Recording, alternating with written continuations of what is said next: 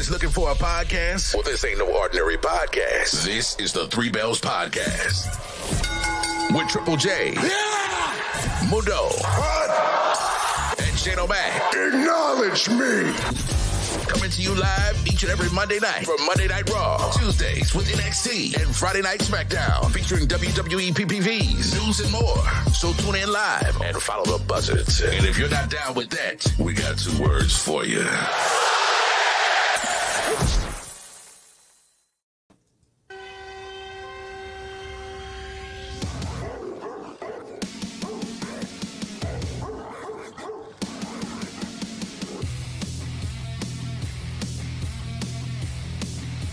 So, what are we going to talk about tonight? We have a new match added at Bash at Berlin PLE. Will we have a heel turn tonight? Or will we have new women's tag team champions? And someone bids a goodbye to Raw for now. What's good, everybody? It's me, your homie Shane O'Mac, coming to you live from the Eastern York section of the Three Bells Podcast table as we give you the premiere YouTube episode of the Three Bells Podcast Raw Recap. Of course, I'm not here alone. I'm here with the CEO, Mr. AKA himself, Mundo.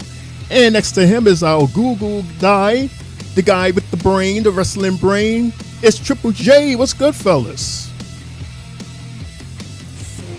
Today, man, he appears. Yeah. What's up, everybody? You know what time it is. CEO. Yeah. CEO. Yeah. CEO. Yeah. What's good, everybody? It's your boy Mundo, aka Mr. AKA himself, the what? And I'm here. It's Monday, guys. Must be Monday. And we're talking about Monday Night Raw. This is going to be fun. I've been looking forward to this all day. Triple J, my guy. What's going on with you, brother?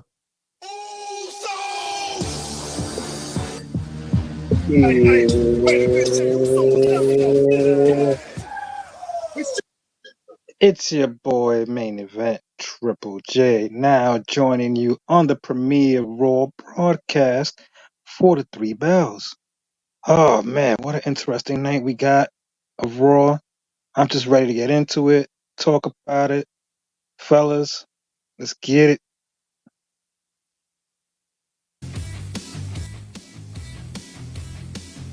Because Mundo, he's here. Triple J, he's here. And of course, all of you is out there, so let's do it, let's get it, for this is the Three Bells Podcast, everybody. So yes, we have made it. We have moved up, stepped up and on the ladder, if you want to call it that, from the Stereo app, which we want to give a special shout out to. For if it wasn't for them, we wouldn't be here today. But it was the time for Monday Night Raw to step up, being that we had such a successful run with our Friday Night SmackDown. The producer says, hey, you guys are next. Monday, hit it. So here we are. You're starting your week off fresh with us and us with you. So let's do it. Let's get it. This is our Raw recap. The beginning of every Raw show, we say hi to our superstars that's going to be featured on tonight. We say hi to CM Punk. We say hello. Who else is on the list? To our current women's tag team champions, Fyre and Dunne.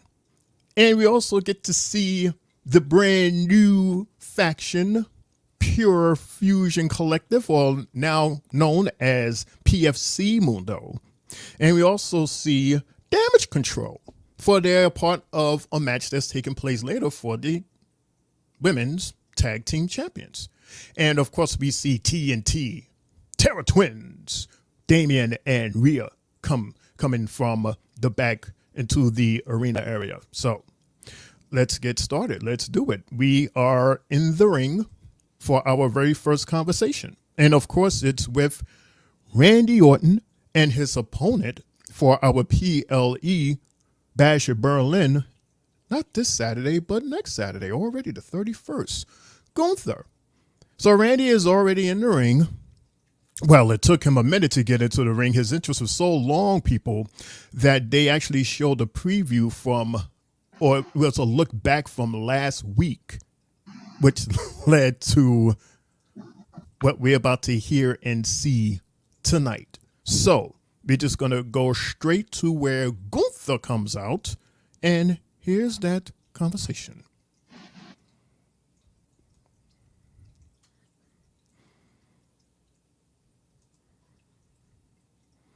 I'm sorry, can you guys hear this or? No, there's nothing on. In fact, There we that go. goes for Randy and everybody here. Is it too loud? We good? It's fine.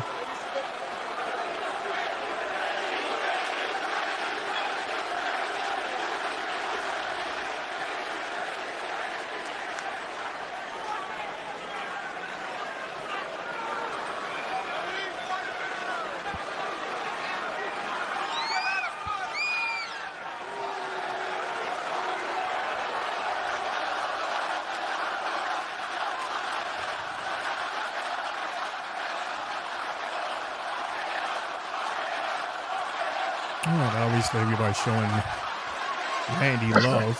Maybe that shade towards Gunther. What I need you.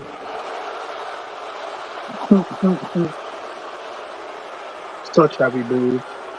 And all those Florida rednecks in here.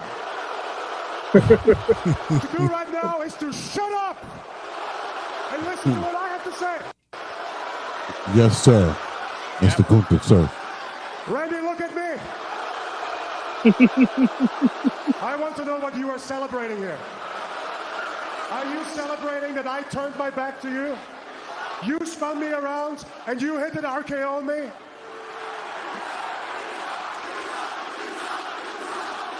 Man, then you such a prick. Well, Randy, celebrate it. Because it's the only celebrating you're going to do. Oh, really? Because with doing what you did last week, Randy, the only thing you achieved is to make this very, very personal. Ooh. After you spoke about his father and grandfather, he Okay. okay, Gunther. Yeah, he made it personal because he responded to it.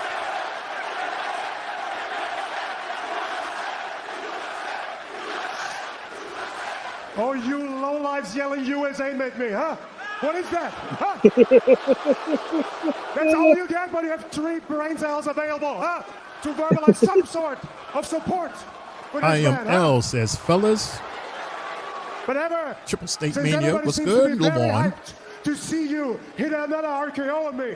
What up, Luan? You. I What's came here going to let you on? know that it's never going to happen again. And since everybody, including me, is aware how dangerous of a maneuver the RKO is, you leave me no option. Because after I'm done with you in Berlin, I'm gonna leave you a bloody mess. Ooh, he said bloody. And I'm gonna leave you exposed, Randy, We getting for what blood. you really are. A very successful, yet very underachieving one-trick pony.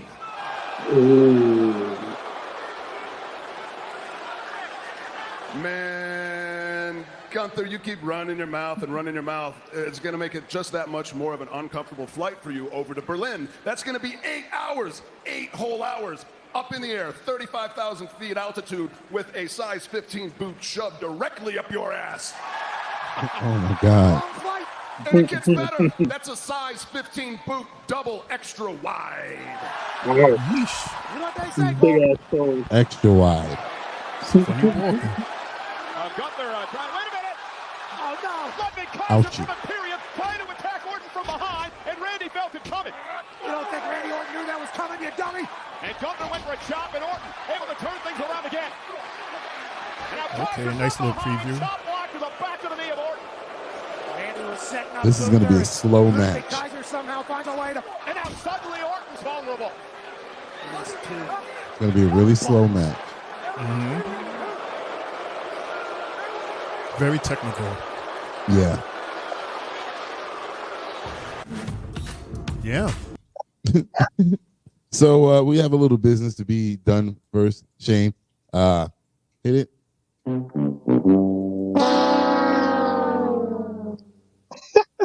That's from Lawan. That's from Lawan. Yes, he said that you said Triple State Mania.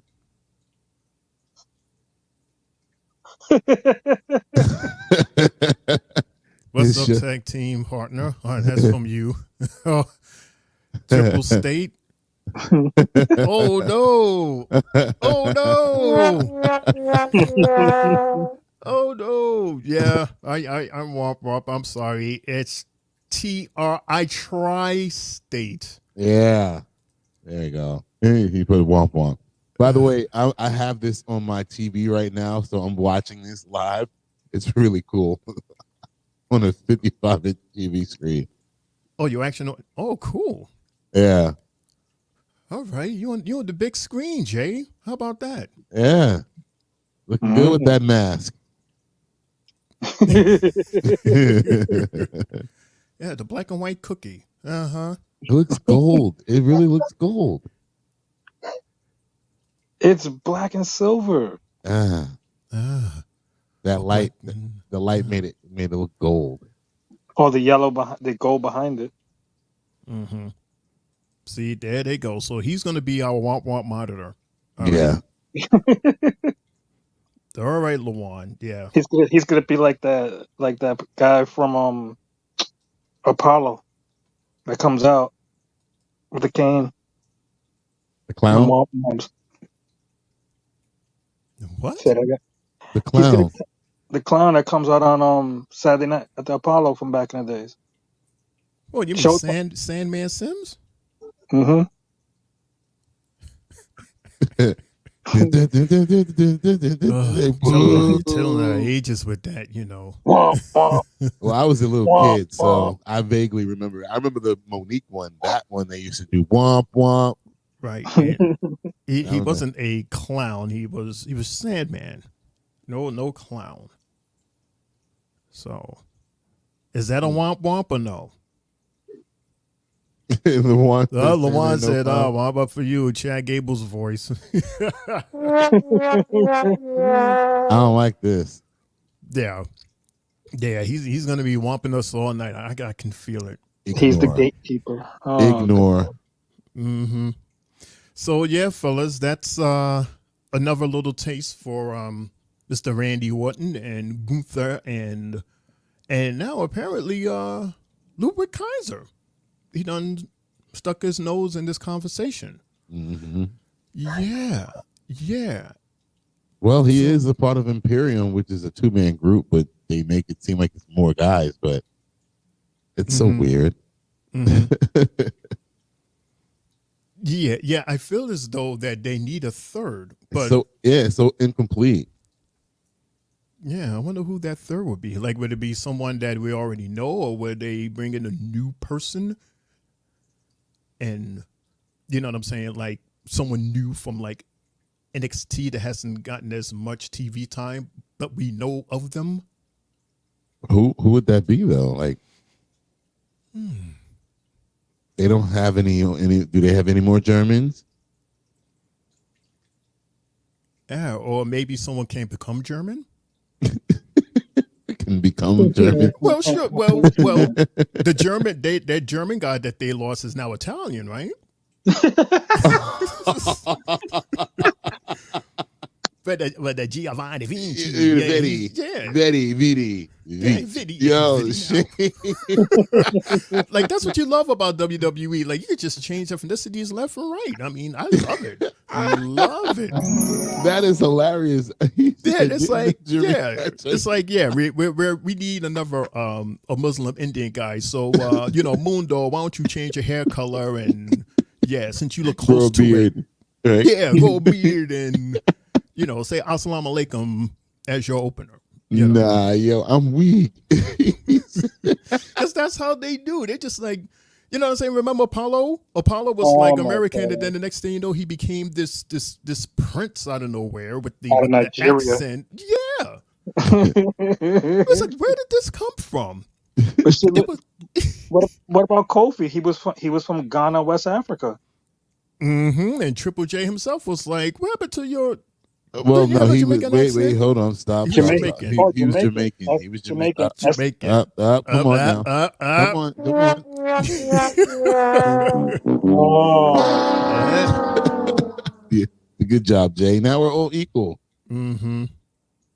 LaJuan said he's well rested, and he's on FMLA, so he's watching. Mm-hmm. Then you said maybe Pete who? Pete Dunne? Pete Dunne? Oh, nah. He has his hands full. Like, Yeah, he he got literally a lot. has his hand full. He has a lot going on right now. He battling everybody and their mother right now. Yeah. I'm like, hey, I ain't mad at him at all. It's like, hey, the more, the better for him. This is his season. This is his moment. Right. So eat that up, Pete. Eat it up, Petey. Oh, it's Sneaky Pete. Speaking of which, I'm glad that we're talking about Pete because he's part of this conversation coming up. Let's go to the back as we have this discussion with Sheamus, his former bestie. And he's standing here with Jackie Redmond. And what happened? Didn't he do this last week? You know, it feels like the exact same thing, Yeah. but different. Like one of those kind of things. Yeah. All right, so let's hear what he has to say. Why I have so many buttons? I have to get used to the buttons, everybody. This is the Three Bells on YouTube. Much What's better up? than See that hand, Jackie? Pete, don't call me Butch Dunne. Smashed you with me own shillelagh last week. Crazy, right? Some necking him. But tonight, there will be retribution. And I know Sneaky Pete is going to be going straight for my injured paw. But the truth is, this one-arm bandit has more miles on the clock and has been around the sun a few more. I still have a few tricks to teach these young Thundercats. But right now, only have one question to ask. Fort Lauderdale! Are you ready for a banger? Sneaky Pete. Sneaky Pete. Do we know what that reference is from? Not at all, but I know Sheamus needs to stay away from the T letters, T words. Sounds a little stumbling there. Yeah, the Thundercat reference. I'm surprised you guys don't know this. Thundercat. It's I know from the Bad Thundercat. Boys. Bad Boys? Yeah, remember Bad Boys? Which the one? First one. The first one. The very first one. Oh boy. All right. It's the part where Martin's character, where his daughter's date came to the door. Remember that big motherfucker that they thought was like, it was like, how old are you? It was like 15. Like, boy, you look 30. Yeah. You don't remember that scene? But I thought that was the second one. Huh? This is the second one. That was the second one, Shane. The first or the second. Hey, it was That better. was the You second didn't one know it instead. at all. No. That scene, I know that scene. Yes, he was like, Yeah. if you see me on a highway, get the fuck out of my way. Yeah, that was Yeah. that was the second one. Okay. All right. What the judge says something here. Yep, he agrees with me, Shane. You know what? Well, of course he's going to agree with you. Because And then I'm right. He goes, damn Shane, the second one. Okay, fine, because he's saying that because he wants me to do that. So fine, I'll give myself that. And I'll do that. Yeah, of course, you would probably do that. Of course. But so what was the point though?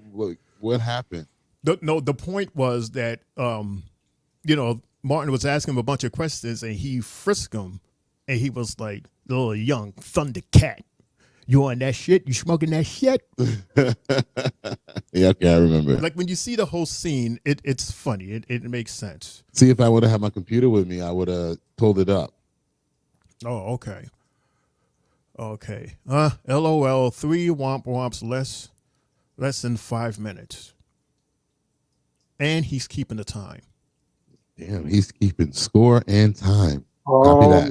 my God. Mm-hmm. I'm seeing the same thing on my TV screen. Jesus. You watching? You doing it too? I always do. You do? How come you never mentioned it to us? Because I keep my thing on mute unless I have to do a translation. But we're not always on TV. What are you talking about? But that's every time that we are on here. This is what, our 6th time, maybe 7th time on here? Mm-hmm. And not one time have you said that you were watching us. I was watching this on Friday too. We're cool. Cool. Now imagine when our faces are up there. Ugh, I can't. Very soon. Very, very soon, ladies and gentlemen. That's the next step for the Three Bells podcast. You're gonna actually see us on the television. It's gonna be fun. You know, I'm gonna use one of Jay's masks. You can do that. They'll be intrigued by that, but just know that'll be your thing. Yeah, everybody's gonna expect you to always have a mask on. We have a mask on, and it looks like it's a freeze frame. Shane's gonna be like, "God damn it! I can't get a straw. I'm thirsty. I'm hot." we saw Jay try it already. I'll put a picture in front of me so that I can do what I can do, and then move the picture, have the mask on, and it'll still look like a freeze frame. So, but we'll see. So, since we are still talking Sheamus, after that interview, Sheamus ran out and his not so popular theme music played. So now we're entering match number 1 with Sheamus versus Sneaky Pete or Sneaky Petey Dunne. Mm-hmm. So what are we talking about here? We're talking about, Sheamus and Pete Dunne. Mundo? The first match of the night? The first match of the night. He's like, what are we talking about here? But yeah, not shockingly, but this was a really good match. I really enjoyed this match. It was a great way to start off. Jay? What? I'm here. We know that you're here. We know you're here. We can hear you. You remember your sound effects are just as loud as your I'm not voice? even doing anything. Oh, you're doing something. I'm not. Were you moving anything? No, I'm standing still. I'm not even doing anything. Breathing heavy? No. Cracking? Oh my God. Because you have sound coming from your background is what we're saying, and it was kind of a little distracting. Right. I am not doing nothing. Not no papers, no nothing. No. Okay. I'm just sitting here holding the phone in my hand. See, Shane, watch this. See, now we hear nothing. Now we hear noise. Shane, I guess we're just bugging Shane. I'll just go. All right. Anyway, this was a good match between these two. I mean, I did not think that they were going to put on a match this good. I'm still, still getting used to Pete and being a singles competitor. I'm so used to him being in a team. So his intensity is something unreal. I like it. He matched up with Sheamus very, very well.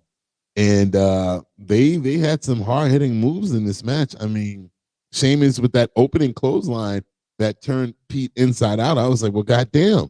All right, cool. And then I don't know what I guess Pete was trying to do like a leapfrog or some type of shit. And Sheamus caught him in the air and gave him like a flapjack type slam. I was just like, well, gosh, that looked like that hurt a lot because of how strong Sheamus is and how hard he looked like he threw him to the mat. And then that it was like a really creative looking, I guess Michael Cole said it was like a version of the Irish Curse backbreaker. It was very creative how he did that. And I was just like, okay, he's trying to show us a new move set in his later years. And then again, it just Pete just being aggressive. I like how he was, messing with the hand and just him and Sheamus selling the whole hand injury. And then Pete showed me that he's kind of strong. It was like us looking back at SummerSlam with Bayley, how he was able to do that sit down powerbomb from out the corner and walk almost like to the mid ring or a little past mid ring and drop Sheamus. I was like, okay, Pete, you actually got some strength too. Cool. And then Pete, trying to be the bad guy that he is, he traps Sheamus's hand into the turnbuckle, and you're like, oh no, Sheamus, because you're just making it worse by putting your arm even further into it. And then he basically gave him his hand a bro kick, and then that kind of just seemed like it pissed Sheamus off because this motherfucker ripped the goddamn turnbuckle off and gave one of the damnedest bro kicks I've ever seen. I was just like, oh shit. And got that 1, 2, 3. And I was just like, well, goddamn. Last night, Pete Dunne! I was like, Pete looked good in that match. And again, Sheamus, Jay, this is like, well, we've been talking about this every week now, almost every week with Sheamus since he came back, how he's doing a really good job with the younger talent. And even in some losses and some wins, he's making them look good. All of them look good in that ring. And I really think he's really enjoying this new role that he has. And I guess winning doesn't hurt either. Right, right. I can see how, you're talking about it because Sheamus is one of those guys where he's gonna deliver, he's gonna hit you with the hardest hits you could possibly feel. And with a guy like Pete, Pete looks like a well-oiled machine. He's given a good fight. He's trying to break your fingers, break your elbows. You know, he's just trying to do it all. And the fact that Sheamus gave him 20 beats at a ballot today was crazy. Also, every time Pete seemed to want to smack him, it wasn't phasing him. And he'll be like, you know what? I'm going to smack you right back. Drops him down. But then, there was one part when Pete just literally jumped back up and chopped him right back. But then, also, once Sheamus's hand, like you said, got caught and it got stomped out on the corner turnbuckle, you could see, just that bro kick. It delivered so hard. He was like, damn.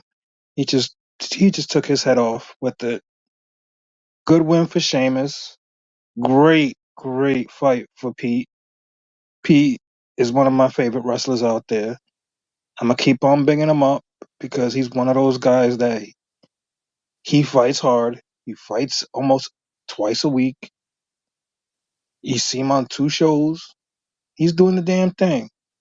Continue the good work, and with this L, I think he win tomorrow on NXT. I was just about to ask you, what does that do for his momentum going into the match with Joe Hendry tomorrow? I think he takes that loss and he's gonna kick some ass. I got Day man, he appears. Oh, that'll help. oh, Yeah, that'll help. He got to take the L though. But his situation on NXT is separate from Monday Night Raw, right? I mean, it's not like he's taking his aggression to NXT. Like the aggression that he has in NXT is because of NXT. pretty much because of Trick. Well, I think it started on the Raw, and then he came to NXT and then disrespected Trick. Like his anger, it's geared at Sheamus on Raw, and then on NXT is geared at whoever the hell is in front of him. Like it's the same character, and there's no real change in the character. It's just that he got beef on Raw, and then on NXT he got beef with everybody. I guess he feels like he can match up against anybody on NXT. So he's basically being a bully on NXT, and that's seeking revenge on behalf of Butch. Because that's what you guys said last week on NXT. You guys said that he was a bully. Remember, you guys were like he was being the bully that the other kids used to be to him on, when they talked about some bus ride or something like that. And then that's exactly what he's doing. He's bullying people around on NXT, and I guess, like you said, getting revenge or whatever he wants to call it on Sheamus for the whole Butch character. I don't mind it. I don't mind none of it at all. I really don't. Lawan says, great match. Sheamus is putting over, all the great talent, even though he still won. Yeah, it was a hard win, though. The way he ripped that protection off the turnbuckle. It was funny the way his hand was in that turnbuckle, and when dude was like punching and kicking him, his facial expression was just like, oh God, this really hurts. But then he managed to muster up the strength to rip that bad boy off. That was powerful. That was powerful. Shane. Yes. Because I failed to mention it, but Jay did. When Pete slapped the hell out of Sheamus the first time, I was like, oh shit. And then he was yelling at him. He's like, are you a butch? Are you a bitch? I was like, oh wait, hold up. Yeah. I'm like, they caught that very cleanly on the camera mic. I'm like, damn. And then Pat and Michael Cole, they're trying to say it again, but they don't want to say the word bitch. But I was like, well, we heard that loud and clear. We don't even need y'all to repeat that. I was like, God damn. We sure don't. And that led to those series of punches, and he was like, hit me again. And he was going, pow, pow, pow. And it didn't do enough. I was like, yo, this is so brutal. I love it. I love it. It was an awesome match. I agree with all three of you fellas. There's two things that I want to mention. Remember a second ago we was talking about how Ludwig attacked Mr. RKO?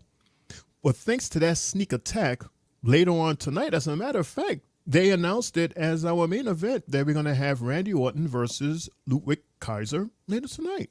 And also, I don't know if you guys noticed that behind Pat and Michael, we had the green shirt guy and the Trini guy. They usually sit on the other side by the camera side of the ring, but they were sitting behind the announcement table. I thought that was interesting, almost as if, because that's usually like a celebrity type area. Yeah, I was about to say, were they there the whole night? Because this era of WWE, they seem to change out the people who sit behind Pat and Michael Cole. Like every few segments, it's not the same people sitting there, and you just be like, where the hell the people went? Right. They were sitting more towards the center, because I noticed that the celebrities, they sit like on the outer seats. That way they won't be in that shot with Pat and Michael. But the green shirt guy and the Trini guy, they was right there, directly behind them. Yeah. Because the dude stood up, I said, hey, that's the Trini flag. And then next to him was the green shirt. I said, okay, cool. Yeah, these two guys, they're like the best of friends, as they should. Oh, nice. Just a little something I have noticed. Just like how we are going to walk walk inside the locker room. This is going to be an interesting topic. For we're about to listen to this conversation with the New Day and Odyssey Jones. We're not saying New Day altogether. It's New Day with the two dudes and Odyssey Jones, okay? Right. For now. Wink. Shane. Wink. Yes. Just the graphic on the TV still up. The graphic on the TV is still up. Yeah. No, the graphic on the TV is still Lawan. Yeah. All right, go sit down, Lawan. Go sit down. Ugh. Shout out to Lawan. We love you, Lawan. Here we go. All I'm ready for is getting that win for the New Day. I love it, baby. Woods is not amused at all. Not at all. Hey, Woodsy, can I talk to you for a minute? Yeah. What's up? I've been just noticing that over the past couple of weeks, your energy's been kind of off. I mean, is everything okay? Carrying and all that, like wedge driving, you know, he's just trying to drive a wedge, right? Yeah, I know that. That's what carrying does. People tried to do it to us before. They're going to try to do it to us again, but carrying's not the problem. Honestly, I just wish you would have talked to me about bringing Odyssey in before you did, because it just feels like you're trying to replace Biggie, and I don't want to do that. Okay, whoa. Number one, I'm sorry. Number two, nobody's getting replaced. Nobody could ever replace E. This isn't about bringing Odyssey into the New Day. Bro, you remember what it was like when we were first trying to get the New Day off the ground? Yeah, I do. Everybody making fun of us, everyone talking trash about us. Man, it was hard, man. But we got through because we had each other. Mm-hmm. We became one of the greatest tag teams, if not the greatest tag team of all time. Yeah. Bro, we are family, man. Nothing's ever gonna change that. As far as Odyssey is concerned, he's in the same boat that we were in back in the day. And I was just hoping that as veterans, we could bring him under the wing the same way that we wish that veterans would have brought us under the wing. You know what I'm saying? Yeah. You know what? You're right. I'm the problem. I'll fix it. How we feeling, fellas? Yeah. We good? Yeah. Oh, my God. Come on, Too goddamn happy for that. Yes, Mundo and Jay. I understand exactly where Kofi is coming from, and I agree with him. However, I also agree with Woods when he said, like, at least talk to me about it. Mm-hmm. Instead of doing all of this without me knowing it, and I have to find out this way. With everybody else. Right, like everybody else. And it's like, well, dude, just let me know instead of, you understand what I'm saying? And even though I would probably accept it, where you may think that I would accept it, it's just the fact that you was respectful enough to let me know what was going on. Because we're a team. It's not just you, it's us. Right. And I think that's part of the thing that Kairi and Kross was talking about. Mm-hmm. So that's I guess it's all of these little elements, Mundo. That's just fucking with his head. That's like me saying, not even saying anything. That's just like, all right, just starting on Friday and moving forward. I edit the picture that we see up there, and I throw Lawan on there, and then Lawan's on every show moving forward. Y'all gonna be like, wait, what the hell? What? Did you talk to us about this? Like, how'd you just do that without us knowing? Like, that's messed up. Shout out to Lawan, by the way. We love you, Lawan. But that's the same thing. Or if like one of us was, away, and we're just like, yep, that guy right there is gonna be on the flyer now, and that's it. We just move forward like that, and you just be like, wait, what's happening here? We're the Three Bells. We're the New Day, not him. And then how don't you tell me this? Like, I think we said this last week. It was the fact that he just did it without, telling or just saying anything to Xavier. Mm-hmm. It's messed up, and you shouldn't do that. See what you did. See what you did, Mundo. Look what you did. I'm hearing a lot. You done start. Well, that's Jay for some reason. Jay's bones as he's standing still making noises. The flyer I would love to be. Mm-hmm. Yeah, right. Even in the corner, Matt Small would be nice. Mm-mm. Yeah, right. He'll send me a private DM talking about, could you just use this picture, this fly picture of me in my pimp suit, and could you make it just a little bit bigger over Jay's left hand side, on Jay's shoulder? Yeah. Or you just have his picture right, like leaning a little bit over one of the L's. Yeah, a little more, yeah. Like, move Jay just a little bit more, and I'm like, well, dude, you got him half off the picture, hanging off. Yeah, take them all off. Yeah, it's okay. Yeah, we already know he's here. It's fine. Oh my gosh, yeah. Jay would be like, cool. You're like, go on your home. Did I say it right? I guess not. He went on mute. This is not funny. It's all just, it was all a hypothetical, but yeah, man. I get it, and you feel for him. And then he said, and then you heard him like he said it very low, but he was like, you know what, my bad, I'm the problem. Like, if I was Kofi, I mean, I would have been hearing out, but I'm like, no, you're not the problem, bro. Like, don't put that on you. I mean, did he say that, like, really said that, or was he saying that sarcastically? Well, I don't know. I mean, because after he expressed himself, and Kofi said what he said back to him, he was like, you know what? You're right. I'm the problem. I'm a fix it or whatever like that. So I didn't know how to take that.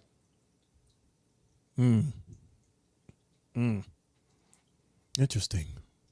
It's getting deep. Something is brewing, man. Something's really brewing, and But this I was bubble's wrong. getting big. I was wrong though. Me and Smoke Weed every day. We both said that we were expecting him to turn this week. So I guess Triple H is gonna add more layers to this. Jay, what do you think? Pretty much, it's gonna drag. I think it'll drag for another couple of weeks. Okay, Wow. iRobot. Oh my God, here we go again. Dude, when you listen to the playback, you'll understand. I was on mute. I was laughing, but but what else could do you? No, well, no. Well, yeah. Because every time I think about something, I always lead into like, do you think he can? And then I'm like, wait, no, hold on. But then again, we don't know what I read to y'all the other day, if that was even true or not. So, no. I mean, yeah. You get what I was going at? Where you going? I was going like, do you think that it'll end up being like Kofi and Odyssey versus Big E and X? No, Kofi's not. Well, I mean, I don't know. But the rumors flying around that Big E will never be seen in the ring again. Right. That's why I'm like hyping myself up since January about that. Right. And we've heard the story before how wrestlers are said to like never appear in the ring, but lo and behold, they appear in the ring. Right. So it is possible, especially someone like Big E. I mean, he's a big, strong dude. Can you imagine what would have happened if he wasn't that size? It Probably could a have bit been far paralyzed. worse. Yeah. But we'll see. By the way, everybody, if you're just tuning in, this is the Three Bells Podcast. We are three homies that just like to talk about wrestling, primarily WWE, where we talk about Raw, NXT, and SmackDown. And tonight, being that it's Monday night, we talk about Monday Night RAW. And I'm saying this for those of you who are listening live, and for those of you who are listening to our playback, please do us a favor and click on that like button and also subscribe. That way you get a notification to let you know when we are live next, which should be Friday at 10:15 for our Friday Night SmackDown host by that cool guy you just finished hearing, Mr. Mundo.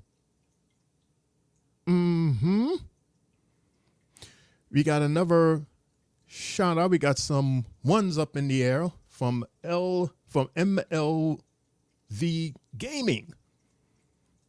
And he says, Dez. And you go, yeah.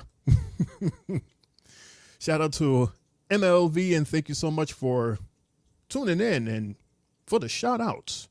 And thanks for everybody else. So let's continue. Whew. How do I sound? How am I doing? I'm going okay? Good. Great. Mr. Mundo and Mr. J, we had a video package of our current Intercontinental Champion, Braun Breaker.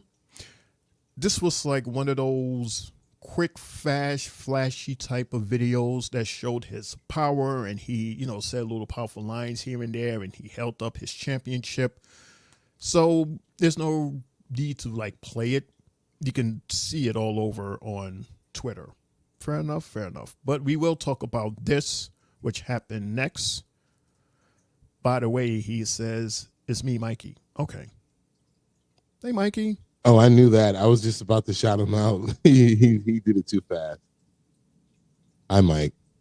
And your tribal chief, the OTC, has returned and he got his ass whipped on Friday. God damn it. Yeah, he's not going to let that slide. You should have a very interesting show on Friday. Is he going to be there? I saw some reports over the weekend that he's not scheduled to be back for like a month. Oh, wow. Yeah, he got to sell this injury, I guess, or whatever. They did beat his ass, though. I mean, yeesh. They sure did that, Jacob. Just magic. 1 foot.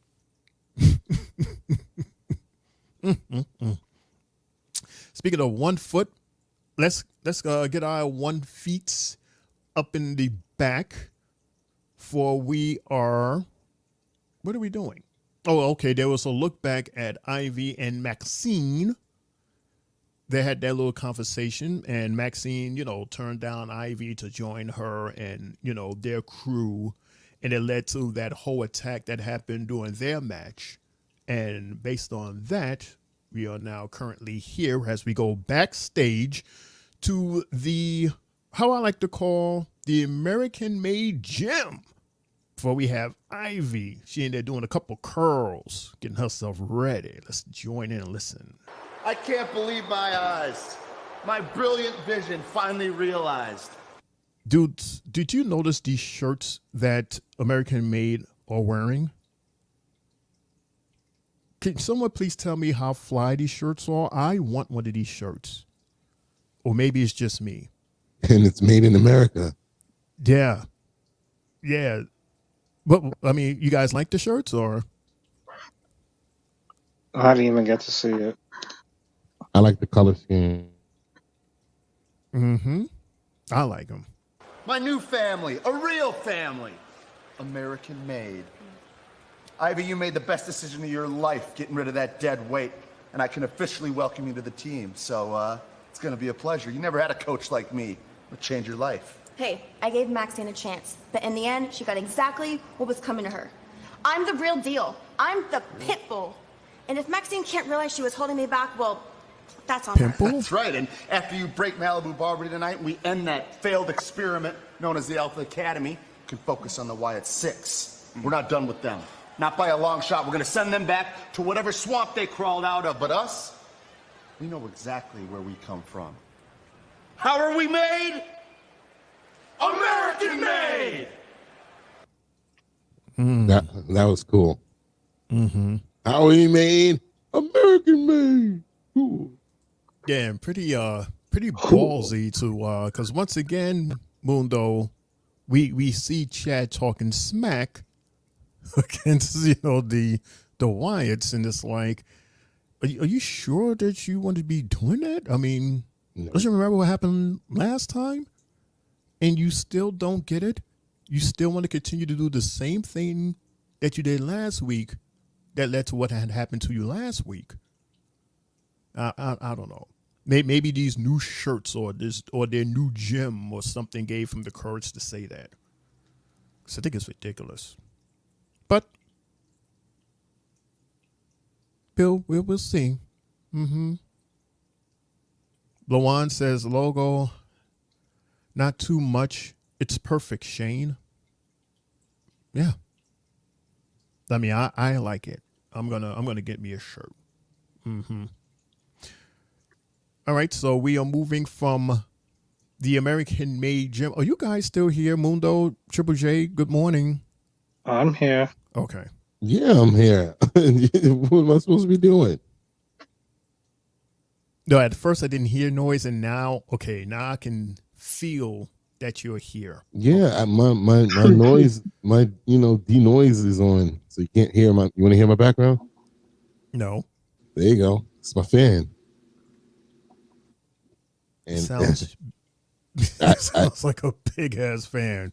No, it's not. It's just that, I take the background noise and make sure it's not, airing on the show. Okay. All right. Speaking of shows, let's go to our second match, fellas. For it's Maxxine Dupri from Alpha Academy versus Ivy Niles from The American Maid. Jay, Mundo, you want to talk about what did or didn't happen? Shit. This was a wild match. I'm not gonna lie to you. Maxine started off the match being very offensive and doing what she had to do to make sure that Ivy was grounded. The standing drop kick, the fisherman suplex. You were like, okay, there's some offense there. But, Ivy doing her thing. She was trying to be the pit bull that she is, that she calls herself. And here we go. We get the Wyatt Six. But they finally gave us the name of Nikki Kross. She is Abby the Witch. Mm, mm, mm. Mundo, we got the answer for that one. So there's only leave. It's cool that we finally got that with her. And the way they took down the Creed brothers, they beat their ass, and then they surrounded Gable. Amazing. Amazing. And it was cool that they did it with the lights out. I felt that. Great showing tonight. And I can't wait to see what's next with this. Well, shout out to Uncle Howdy. He was there too. True. Yeah. First off, this wasn't even a match. They never even got the match started. So it was crazy. All that happened and the match didn't even start yet. And then once they were about to start the match, that's when everything, the lights and shit went off. But Uncle Howdy's appearance, was special because Chad got backed into Sister Abigail. And then, like Jay said, he was laid out, middle of the ring, and they surrounded him, did their little pose. And we'll see where this may lead to. Next week, possibly. Or the week after. I don't know. Shane?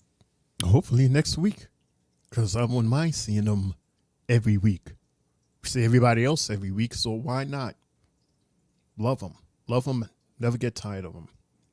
Speaking of loving, we have a video package from... I have to fix myself so I won't mess this up. It's Terror Twins. I'm about to say Terror Squad. Shout out to New York. The Terror Twins, who consists of Damien and Rhea, they put together a nice little video package, a.k.a. a message to the Judgment Day Part 3. For the last 2 weeks, this new lame version of the Judgment Day tried to take us out. Lame. He's pissed. And for the last 2 weeks, the Terror Twins stood our ground in the middle of the ring while these clowns ran.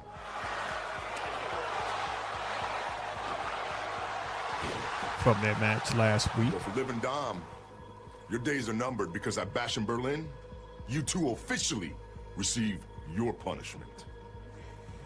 At Bash in Berlin, there's nowhere to run, and there's nowhere to hide. Dom, you're gonna find out real quick that it was Damien and myself that were keeping you safe this entire time. And as for Liv Morgan, you said that you've taken everything from me?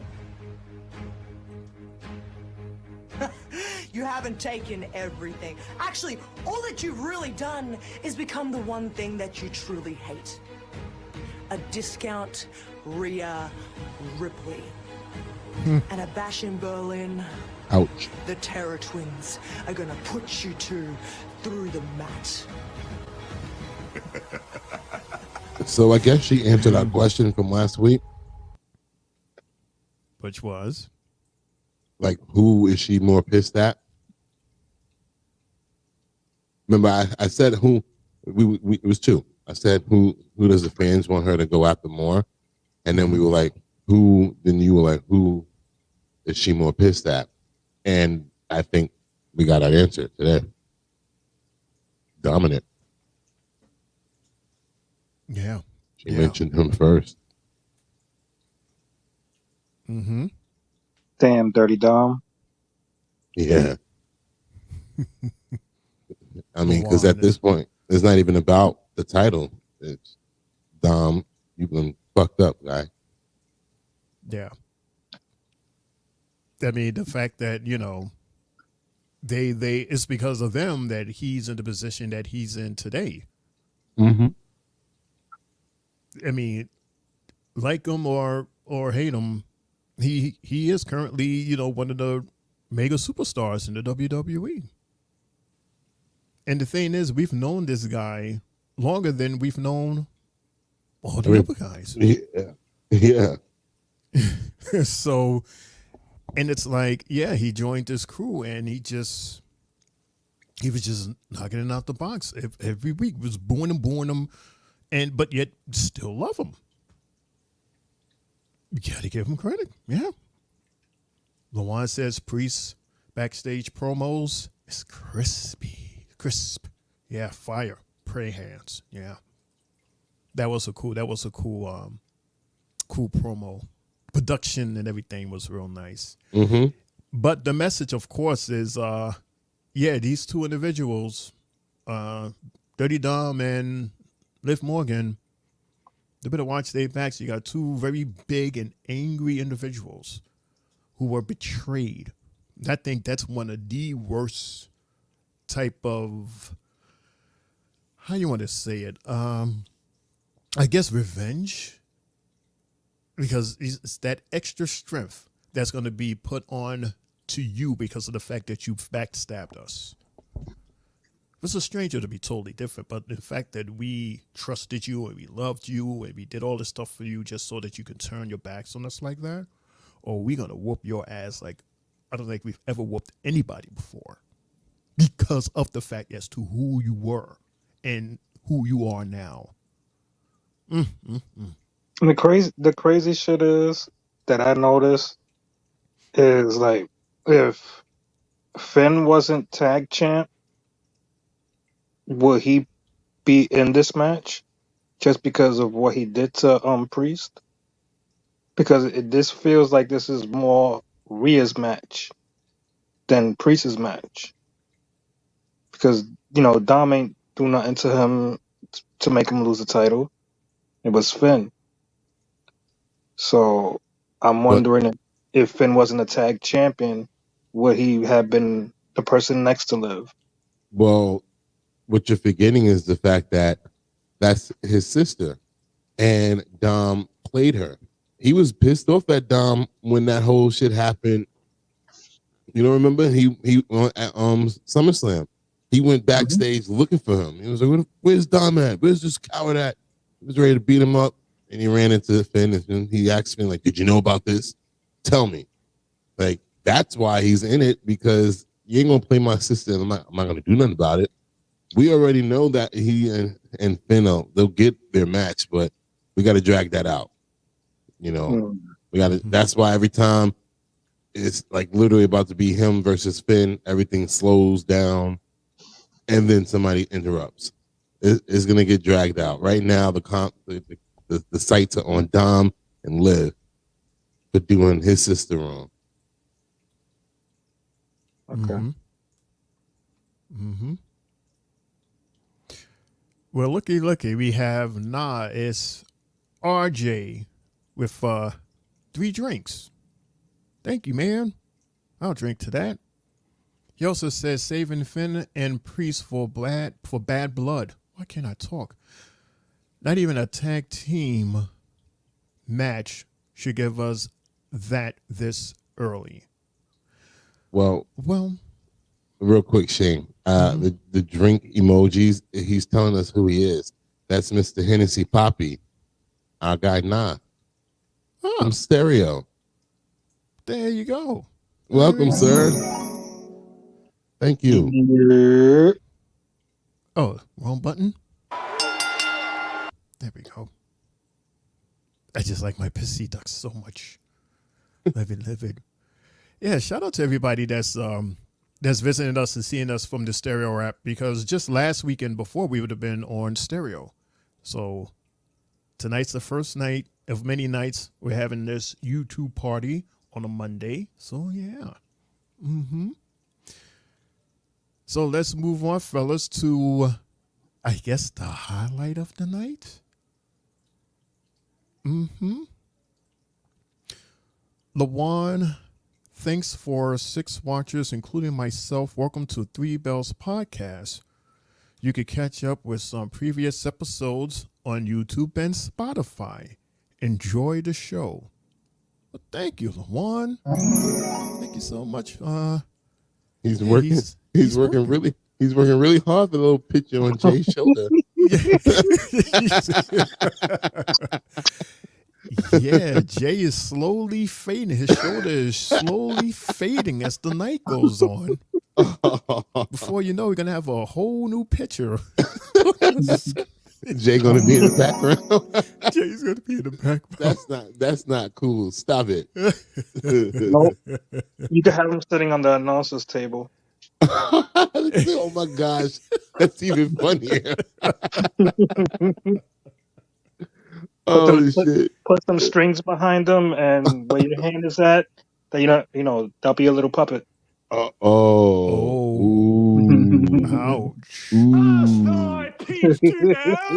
Ouch. Took a shot at my tag team partner like that. Why would you do that?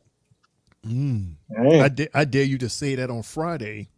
Right. When it's I'll say it on Friday. He's like, yeah, Lawan's not going to be able to type fast enough. Okay.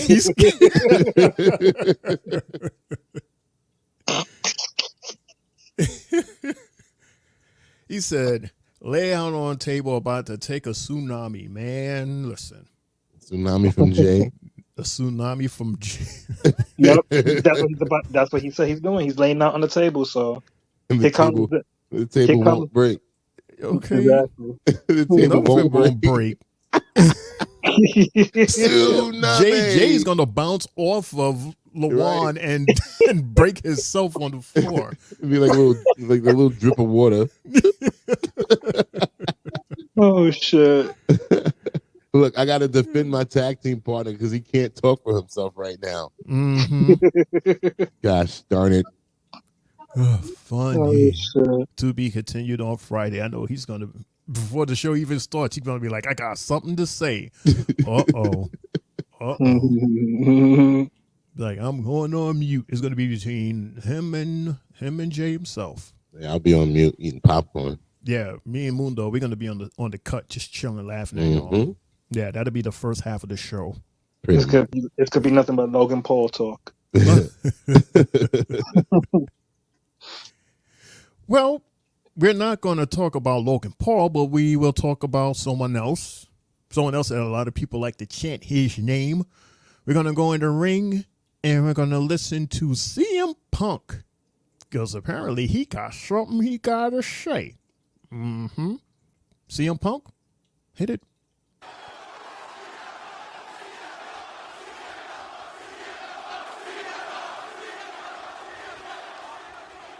We got a lot to get to, but is it great to be alive in South Florida on a Monday night or what?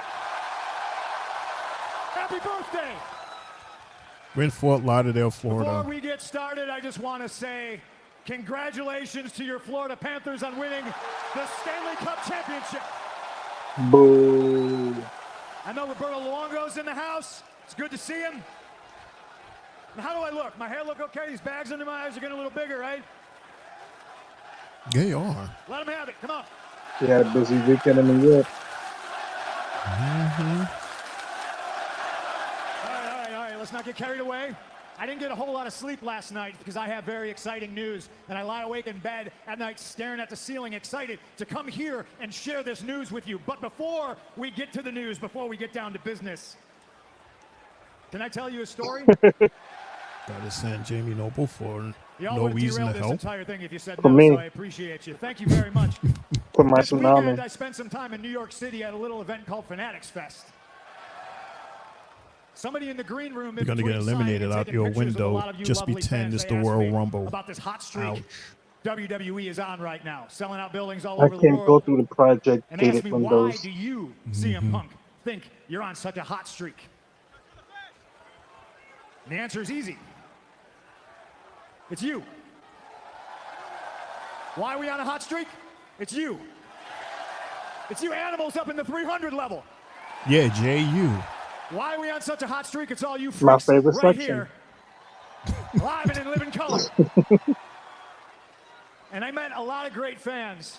First person in line for pictures that day was this nice young lady, and she was in a wheelchair, and she wheeled herself in, and she got up out of the wheelchair, and she walked up to me, and she told me with tears in her eyes that she just defeated cancer, Nice.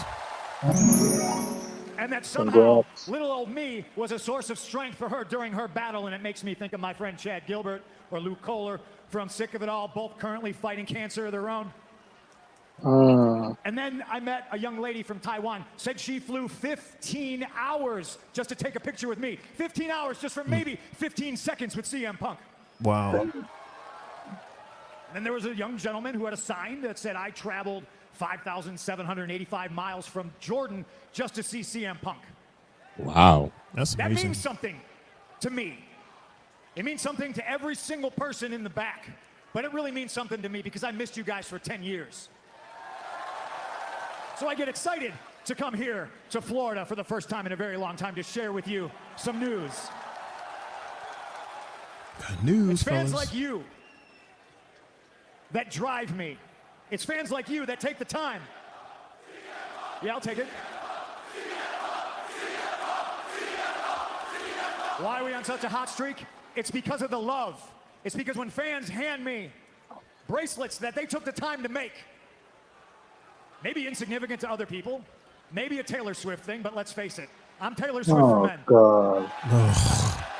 Oh. And bracelets like these, made by fans Beyonce. like you, sharing the love, is exactly like a bracelet that Drew McIntyre took off my unconscious body when he jumped me in my hometown of Chicago, Illinois. And he has a handful of bracelets from fans. So we talked about the love, let's talk about the hate now. The flip side to the coin. Drew McIntyre. Well, Drew says he hates me, wants nothing to do with me. Got the victory at SummerSlam and wants to wash his hands and walk away. But he made it personal.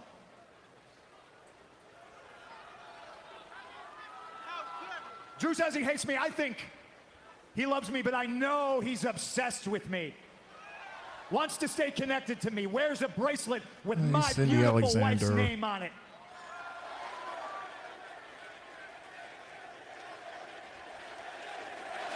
And that brings me to the news I have to share. Do you guys want to hear the news?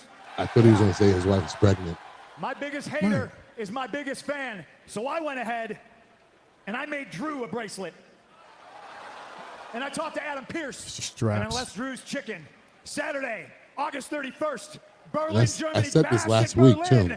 You knew sure it. did. I knew it. You, as soon as he said, I said, but I said, Mundo was right.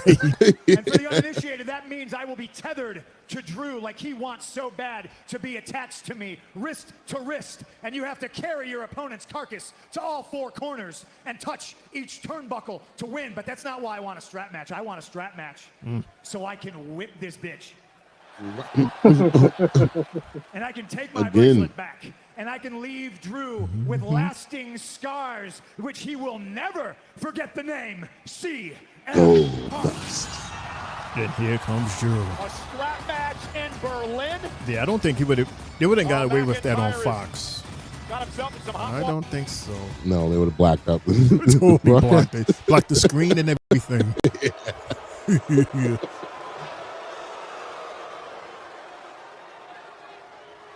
Lamont I've says been you'd thinking be trying all too week hard as a about face. what I'm gonna do to you.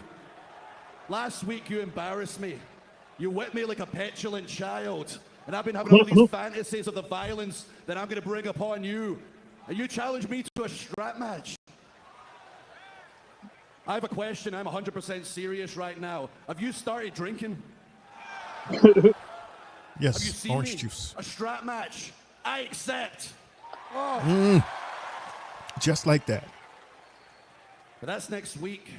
I can't wait a whole week. I need a receipt for what happened to me last week, for the scars on my back. So Fort Lauderdale, you want a little teaser of McIntyre and Punk right now? You mean from your very own belt? You lose that strap, and let's Nah, give that it a was show. funny. He started drinking. Lose the strap. We gave him a teaser last week. I say we give him the full motion picture this week. Oh. Or I'll tell you what, Drew, because I ain't afraid of you. I will What? lose the strap. Oh, what happened? We gave him a We teaser went last week. I backwards. say we give him the full motion picture this week. It went back. What the hell? Or I'll tell you what, Drew.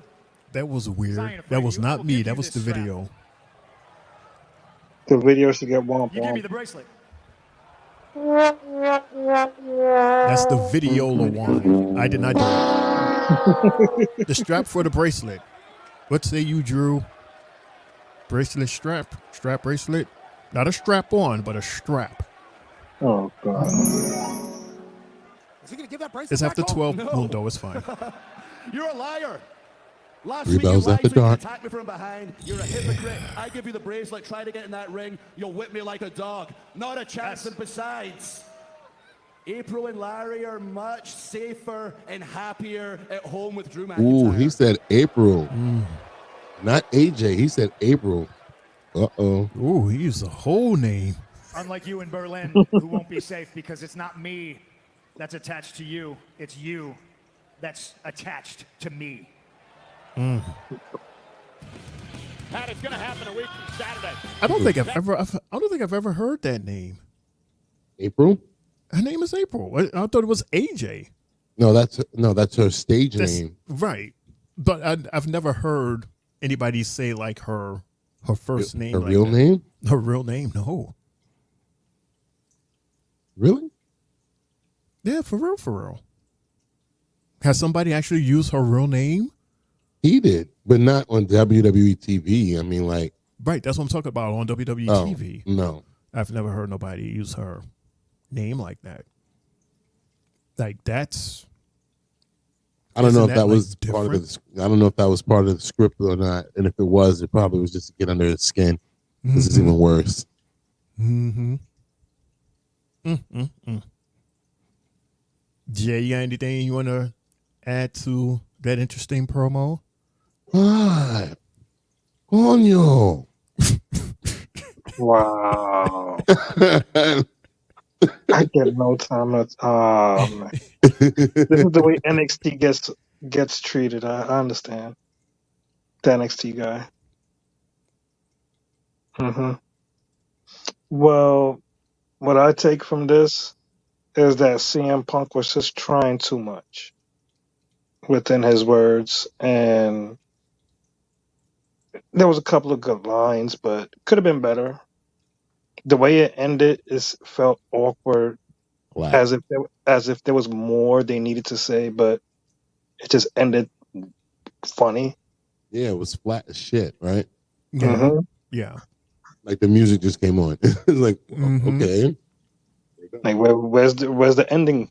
Like we got a beginning, a middle, and a sort of an end.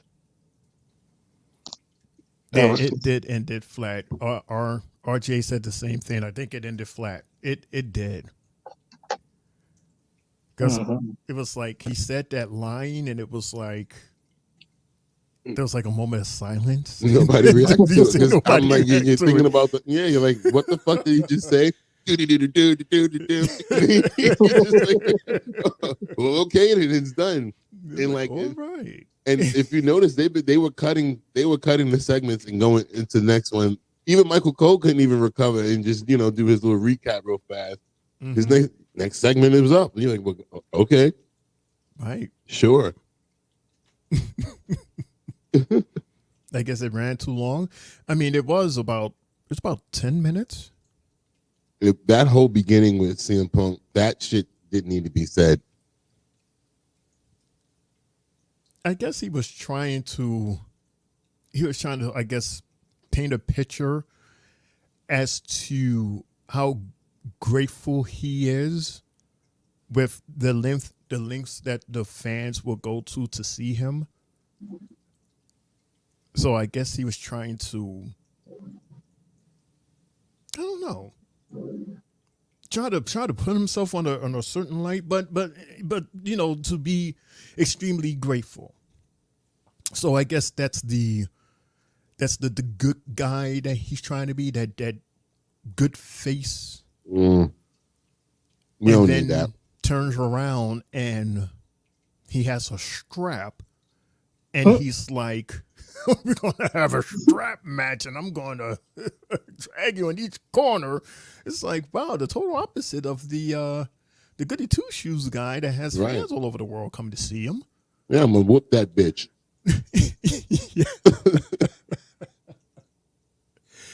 Yeah, something you totally can't say on Fox. So, yeah. Lawan says his promo was Dookie emoji. But I understand. Yeah. Yeah. All right, so we are going to another video package. So remember, not too long ago, we had the video package of I was about to say it again, Terror Twins. So now this video package is a response to that with Judgment Day Part 3 with Dirty Dom and Liv Morgan.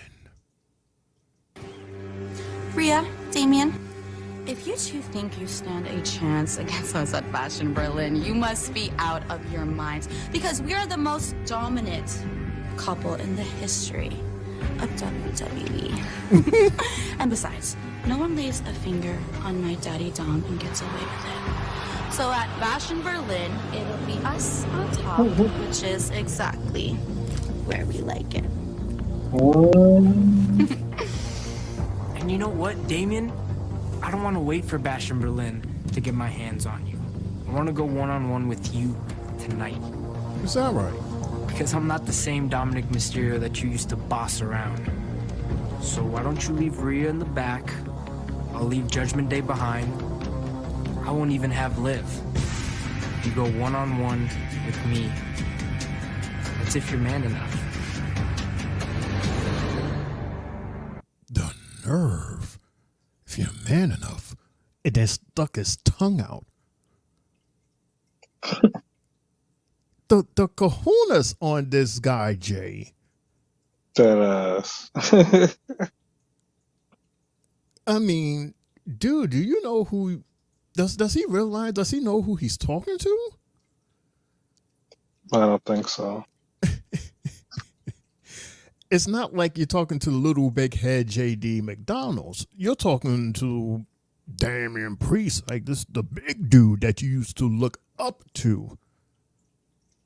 You know what? I ain't touching it.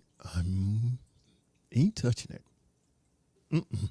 Well, did you guys notice how he said, "You leave Rhea in the back, and I'll leave Judgment Day behind"?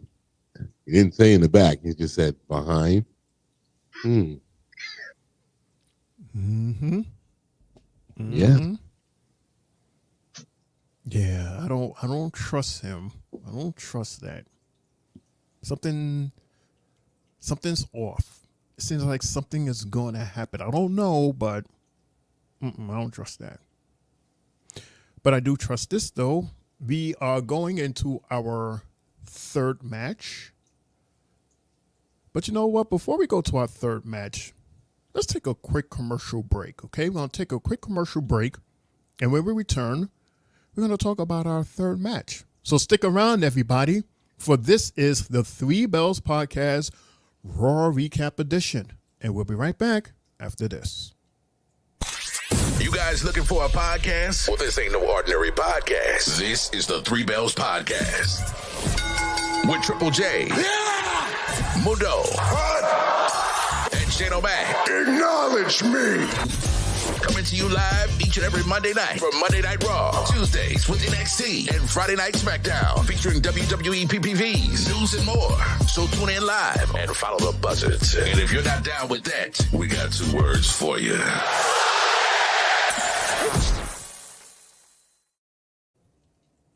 Welcome back, everyone, to the Three Bells Podcast, our Raw recap, Monday Night Raw recap. Today is our first day being here on YouTube Live on a Monday. So we thank everybody so much for stopping in and hanging out with us. And please do us a favor and click on that like. More importantly, click on that subscribe so that you can continue to hang out with us every time we go live. And you get that notification for when we go live next. So thank you so much ahead of time. Mr. Mundo and Mr. Triple J, we are about to talk about our match number 3, which is the New Day and Odyssey Jones versus Jay's favorite, Final Testament. Fellas, talk about it. Well, thank you very much, Mr. Hennessy Poppy, for that subscribe. Appreciate that. And Sydney, let's get that too. If you haven't done so, I'm so sorry. I just had some ginger ale, so now it's making me kind of like hiccupy. I haven't had ginger ale in a minute. Excuse me. So yeah, about this match, the New Day versus the Final Testament. Oh Lord. Yeah, I mean, Jay, you know that button on the WWE video game where it's like simulate the match so you don't have to actually play it? Oh my god! Especially with like the old school way where you're playing your character and you're just like, you know what, I'm gonna simulate the last 4 matches just to get to my match. Right. They should have pressed that button on this shit tonight. I mean, anything dealing with the Final Testament, I don't want to in the ring. I don't want to see it. Anything dealing with them in general, I don't want to see it. I don't care. I don't even see what was the point of the match. What was the point of the match? It was to me, it felt like it was all about Xavier Woods. The majority of that match until the end, where Odyssey Jones decided to display his offense. And what? Because Kofi tagged in Odyssey instead of Xavier. Yeah, and you see X go outside the ring and talk to him like, "Come on." Yeah. When he could have been in the ring helping Odyssey, and you see right there, like, yeah, right. I'm not gonna help this guy. This guy can take out everybody by himself. Yeah, I mean, he's fucking 800 pounds, and he's sitting there beating up these two. You know how bad it is? I still don't even know what the guys on AOP, I don't know their names. I don't know who's who. For one of my notes, I said, a nice running fireman's carry into the turnbuckle by AOP member. I don't know. I don't even know their names because they don't reach to me. I just don't care anymore. I don't care. Jay knows their names, right, Jay? Acom and Razor. And I bet you even know which is which, huh? Nope. Because I wrote on my paper AOP as well. Yeah, like look, I'm over it. They can do a whole nother story. They can do a whole nother thing with this New Day thing if they want. They don't need the Final Testament because they serve no purpose at all. And that old man was you're like, no. Yeah, yes, you lost another goddamn match. Yes, your people look stupid in there. Yes, but I don't know. Jay, bro, that was it was one of those matches where it's just like, please finish and move on. Let us just find out what's gonna happen with New Day separately away from Kross, since Kross already kind of manipulated his brain. Now you could just step away from the whole thing. I better not see you next week or the week after still manipulating X. It's, I want to see what happens with Odyssey Jones and Xavier and Kofi, how this breakup will happen. Will Odyssey decide to say, you know what, I'm going to side with this, with X over Kofi? That would be something. Did you notice, like, towards the end, I was kind of waiting because, you guys weren't the only one that was stating that Woods would possibly turn heel tonight. There were a lot of people on Twitter that thought that he was going to turn heel. Like, they was, like, anticipating it. And it almost seemed as if it was going to happen. The way they were standing in the ring and, they was, giving each other pounds and stuff like that because they were celebrating, the win and everything. But it almost looked like he was going to do something. I was waiting for him to kick Kofi in the nuts from behind. Right. Yeah, I really was. I was like, uh-oh, here it is right now. He's going to do it. Because he was just like, He's about to do standing there. And it was like, are they going to do something or is the tech guy slow? Like, and then they just cut the segment off. And they cut. Yeah, they just cut. So it was like, oh, snap, not tonight. Mm-hmm. Yeah. Oh, well. Well, you see what I wrote? Yep. No, what he wrote? Can No. you see that? Yeah, you want me to read it? Sure. They are going to drag this probably and hit us with a swerve with Xavier not turning, just like they did with the Wyatt family shit. Maybe. I mean, well, you're right so far. Yeah, you know what? Because Triple H, he pays attention to what the hell we be saying on social media and shit. So why not go opposite of what we are saying? That's so true. Mm-hmm. There's a question for you, Jay. And why was he, the manager, dressed like that? Had that shit on. He's the white Black Panther, right? He has glasses? What type of glasses are those? He always has that on, doesn't he? Like every week he has that same thing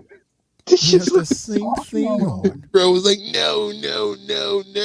Yeah, that's what he does. He goes, no. And when they do the video promos, he goes, grrr. He's an old school, like, villain, bad guy person, and then he sees his creations lose. And he's like, just like on the Power Rangers, God damn Power Rangers, I'll get you next time. Get you next time. Yeah, always the next time. But you know what though? Like we make fun of him, but I ain't mad at him. We and I spoke about this before. We spoke about how, even though he can't do much of anything in the ring, just the fact that he could be in the ring or speaking through his eyes, just the fact that I could just stand here and just be part of the mix, be in the aura. That's all I want. I don't have to fight. I don't have to say anything except for maybe yes or no or grr. If I could just stand there, just be in your presence, that's fine with me. Yes. And I think that's the thing that he's living. He's not doing nothing. Well, he doesn't have to do anything. He's a body. So I guess 5 is better than 4. Look at like a picture. It's his history. Yeah. Jay, explain to the people who he is. He's the Legion of Doom's manager, former manager. There you go. The history. Yeah. So that matters. Right. Because Scarlett don't do shit. Well, I mean, she do the do that she can do. She does more than Grandpa. Well, Grandpa, imagine him trying to get up on the ring apron. It'll take a long time. You can't distract the ref for that goddamn long. Just throw me a chair or something like that. He can't lift the chair. He's on. He can't do all that. Come on, Jay. Like have him, he could have him distract the guy and be like, "Hey, get off my lawn!" Like if you're not distracted by that, You're gonna have him say that.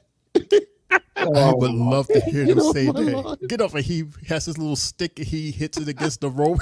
Get off my lawn! Like that would be the funniest. I would be rolling. Grr. Yeah, Yo, Shane, you are hilarious. Not as hilarious as Lawan. Look at this. Looks like the old man from Courage the Cowardly Dog. Oh wow. I'm done. Wow. Because now I'm thinking about it, he does freaking look like him. All he needs is the hat.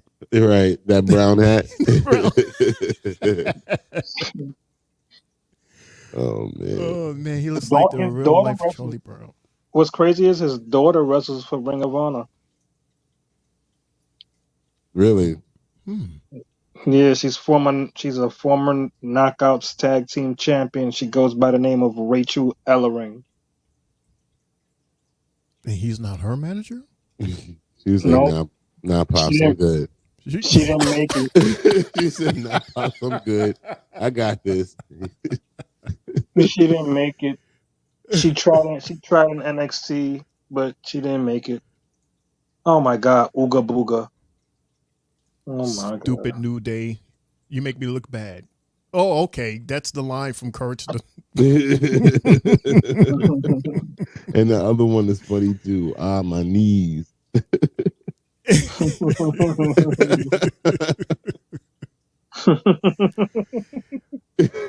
Yeah, I can't see that old man getting on that apron. No. Why do you think they don't stand in the ring and do anything? It'll take too long. I mean, he gets in the ring, but it takes a while. He has to use the steps, of course. He can't just climb in. Right. He got arthritis. He has arthritis. He probably has a lot of things, but he's living his best life, so I'm not even mad at him. He still gets to go out there in front of the audience, even though they don't say anything. Well, apparently he's more memorable than AOP. No, I'm saying in the ring. I'm saying the audience, even though they don't say anything, as far as like when they come out, the audience is just like, oh, I mean, yeah, it's nothing like that France show when everybody and their mother was getting cheered and everything, and then they show up, everybody, and it was just nothing. Like, we really have to emphasize.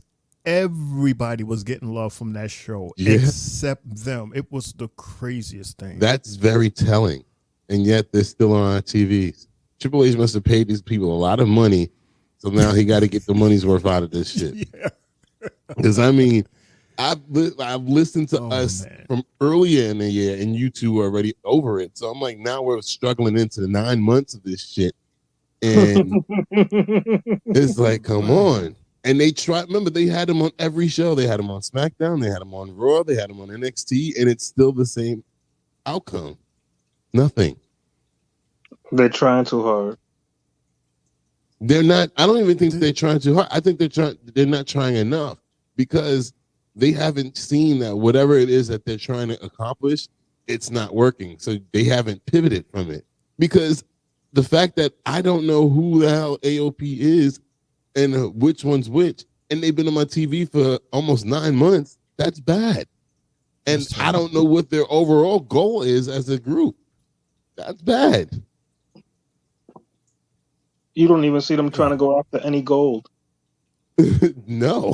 They just go after random ass people like, we want you next week, and then the next 5 weeks after that. And then we're going to lose. Right. 4 times out of the 5. Right. No. It's so unfortunate, because I remember when I first saw these guys, and that was before this Final Testament thing, and you just go, these are some, and I'm being very careful here, these are some big dudes. No. See, I knew y'all was going there. That was the BET version. You know how the weird lines coming in? Yeah. Nah, but was it 2020 when we first seen them come, like when they really made their first debut, or was it 2019? Was it before the pandemic? I think it was before. I think it was before the pandemic, and then Vince let them go like during the pandemic time, and we were because people were actually, well, damn, really, because they were gaining some type of traction. But right, like they was actually something. The way they was just like their presence was big. They were dominant. So it's like, okay, that's what's up. That's what's going on. These guys, they coming out, and they're just like dripping shit up, and right. And now it's like Hennessy Poppy is he's basically saying what we were trying to figure out. Yeah, Triple H think he can just continue the hype they had in NXT. Oh, Right. They were a big deal when they came out of NXT and when they got to the main roster. They've been with the company since 2016. Wow. And then when they got fired in 2020, and then came back came back last year. Right. Okay. Vince fumbled the bag with them because they were hot. They were hot, and then and then the pandemic hit, and then he was like, "All right, we need budget cuts. Everybody from NXT, goodbye." LaJuan, how are they bootleg Shield? And there's 3 members on the Shield. There's like 5 members in this group. So is it a unanimous? Do we give him a womp for that, or are we holding back? Because I'm being real picky when it comes to LaJuan. Because I bet if he had this button, he'd put it on repeat on everything I say. Yeah, whatever, the damn vest. Yeah, what about the vest? Oh, that's why. Oh, because of the vest. The vest that AOP has. It's the same as what the Shield had. Okay. That's what he's talking about. Even though you didn't say that. But does it really, Jay? Does it really give us Shield vibes? Nope. I don't, not me. Not they don't really. do nothing. They don't do nothing Shield-ish. Nope. He's really trying to elaborate on this, looking like fake comps and dress all black. So, oh god. So, what do you mean? No, you already got it. Well, that's a womp right there. And that's a womp right there for spelling womp. Womp. Yeah, you're right. There's no womp. We don't do womps. We do womp like this. See, that's for you, buddy. And that one too. LaJuan, just cut it out. Just take it and go. Yeah, like just he did. just take the plate. He's not even on the show tonight. He's catching up. I think he's in second place now. Right?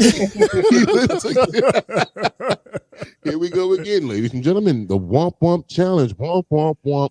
Boom, boom, boom. Right now, Shane's in the lead with 3, and LaJuan is right there behind him with 2. He's catching up with every word that he types in. LaJuan, you might want to slow it down. Shane, back to you. Yeah, that is crazy, RJ. That's crazy. What's crazy is I still don't get it with AOP as far as like in the beginning, like I always keep on saying. How did y'all guys damn near kill Paul Ellering and still he's there to manage y'all? I've never seen that. It's daytime storytelling. Anybody can come back from the dead. Like, who beats up their manager? They rectified everything after they all got let go. He's like, you know what? Whatever the shit that was going on between us, fuck it. Let's just come back together and let's be dominant. Yep. Dominant my ass. Act as if nothing never had happened. Right. Yep. Thank you, Vince. Yep. Speaking of, we're backstage once again. Gotta make sure I say this right with the Terror Twins. What was the I'm trying to think of this 2 cartoon characters. It'll get back to me. They had a pet and they were twins. Let me get back on that. But let's listen to the Terror Twins. They got something to say. Ridiculous. Look, I know that Pierce has made this match with Dom official already, and you know that I believe in you, and I know that you have whatever it is that happens. But we also know how slimy they are. So this kind of feels a bit like a trap. Of course it's a trap. Es lo único que saben hacer. But just the same, just to have a chance to get my hands on any one of them cowards, just to see you get your hands on Liv, oh, it'd be worth it. Look, Rhea, I'd walk through a minefield arm in arm with you to face anyone or anything. So as long as there's a breath in either one of us, we don't stop. until we pass judgment on this lame-ass Judgment Day. I love the sound of that. Oh, yeah. Hell yeah. See you later? See you later. All right. Ooh. Orderly. Trap or not. Orderly. Mm-hmm. Is he professing his love for Rhea? I'll do anything for you, baby. Anything.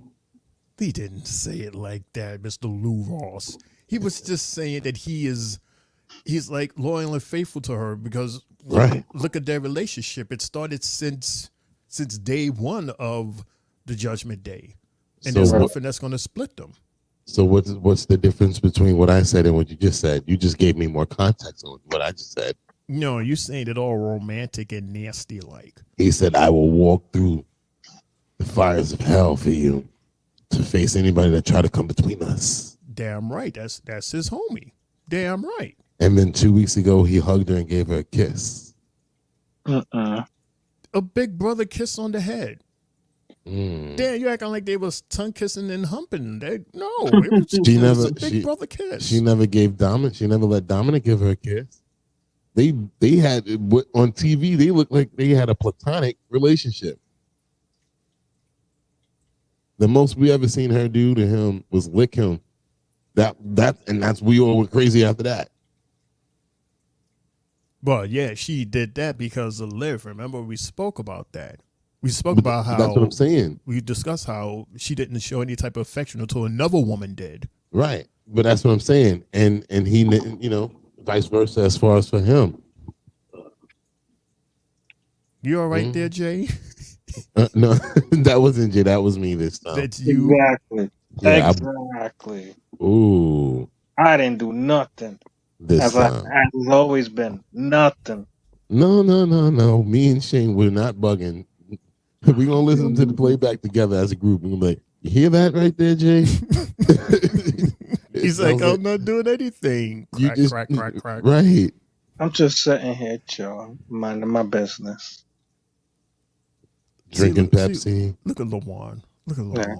He So I should want myself for thinking it was Jay. Wow. He wants you to be far ahead in the lead. You know? The executive said it's okay. No. Void. Anyway. We're moving on, and of course, we have to show love and respect to the one and only Afa Anawahi. Oh, come on, Shane, don't do it. Afa Anawahi. Right? Yes. They showed a special tribute, the same tribute that they showed on Friday. They showed again tonight, which was, of course, fitting. You can, if you want to see that video or see that segment, we did look at it from our Friday show. I don't have it here to play because we played it already, but yep, there's special continued condolences to, the Anoa'i family, as well as, The Rock and Roman Reigns, especially Roman, because his pops passed away back in June, the end of June. Mm-hmm. And now his uncle, and it's that famous picture that was circulating of both Afa and Sika when they first, do we say knighted him as the tribal chief?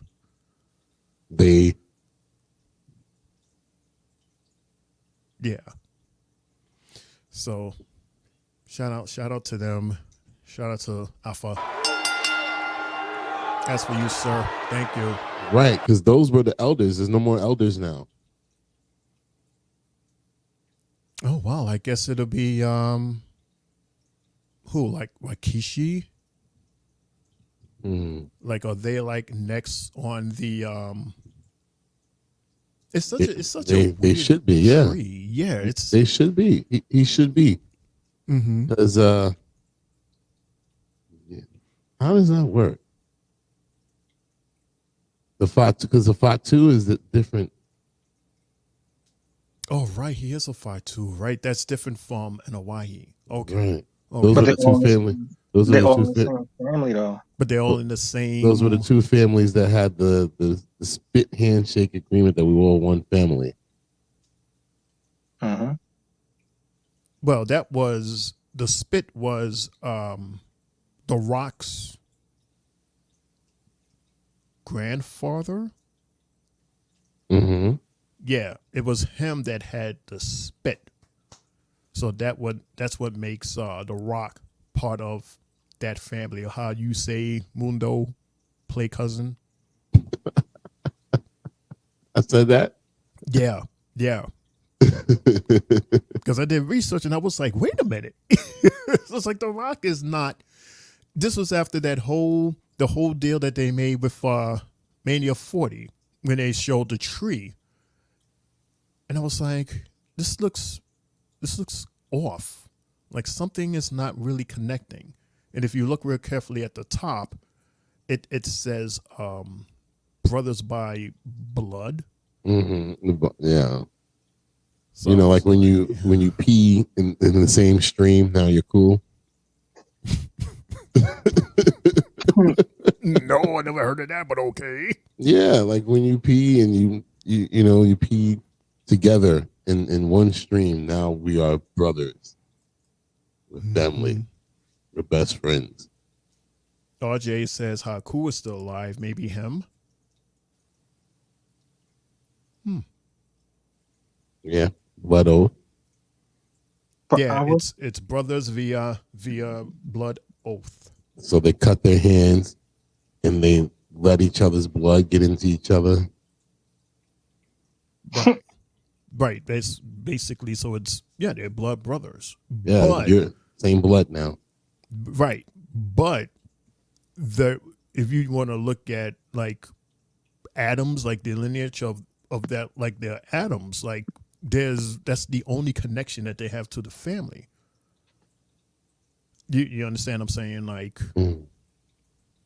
but that's for a whole nother show. Pop up. Another show, yeah.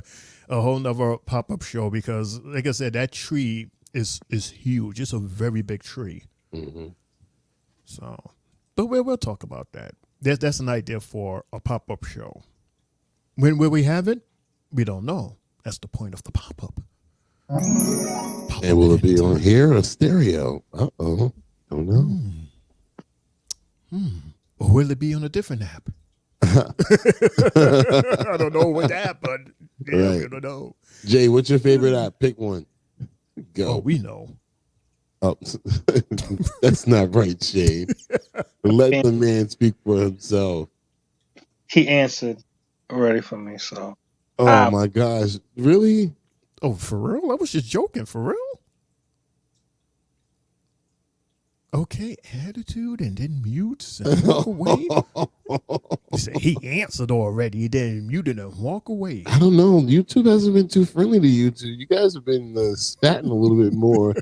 Hey, it's all his fault when he tried to blow up my spot. Talking about I like meaty men. He was waiting for that moment too. I bet he waited all year for that moment, and he did it in the perfect moment. But what Shane likes? He said, "Yeah, it's like Shane. Like Shane likes meaty men." What? Oh man! Excuse me. And then just like them shady patties on stereo, everybody they didn't change they changed their emojis to fat dudes. A couple of people left like, fat guy messages trying to holler. I'm like, you know what? Hennessy said, "Hey yo." Mm-hmm. Shane, you're supposed to say no Diddy after that, Shane. No Diddy, man. Listen. Pause. Pause. Oh, pause. There you Pause. go. Pause. Whatever. Patreon.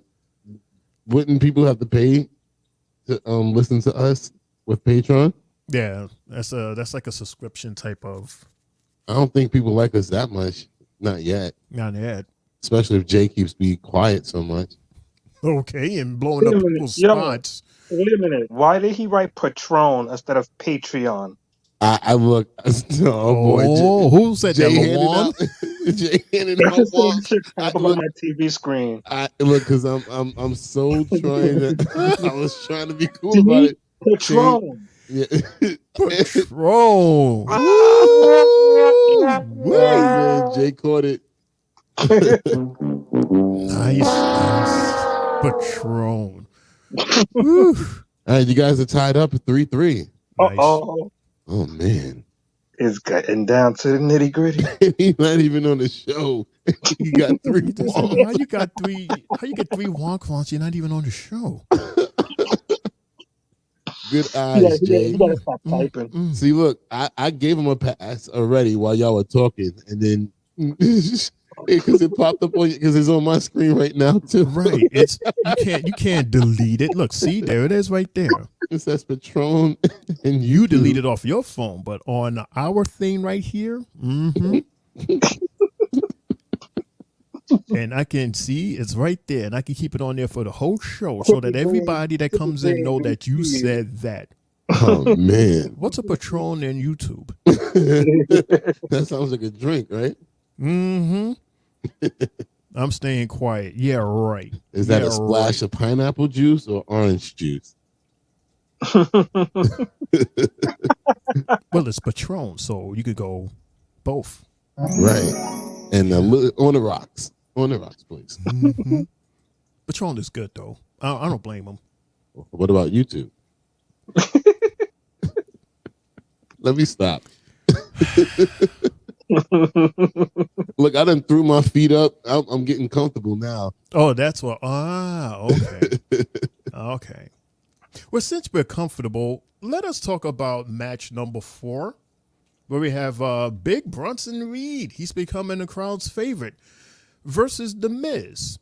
So I guess why don't we let him talk about it? Because before the match, The Miz he's in the gorilla, getting himself ready to come out, getting ready for his music to come on. But before that, we get to see our general manager, Adam Pearce. He wants to say something to The Miz. Maybe he wants to say something that's on my mind also. Look, I'm just going to say it. The more I think about this, the more I don't like it. Okay, every instinct I have is saying suspend Bronson Reed and send him home because he doesn't care how much I fine him, and he does not care who he hurts. The only reason he's here tonight is because I respect the fact that you asked for this match. A match, by the way, that we don't have to have. Right. Unless you can look me in the eye, Miz, and tell me that you really want it. No, I don't know if I really want it. To be completely honest with you, if I were you, I would suspend Bronson Reed and then ban the tsunami while I'm at it. But Bronson took out R-Truth, my friend. And I don't know if you know this, I don't have a lot of friends in this industry. I'm aware.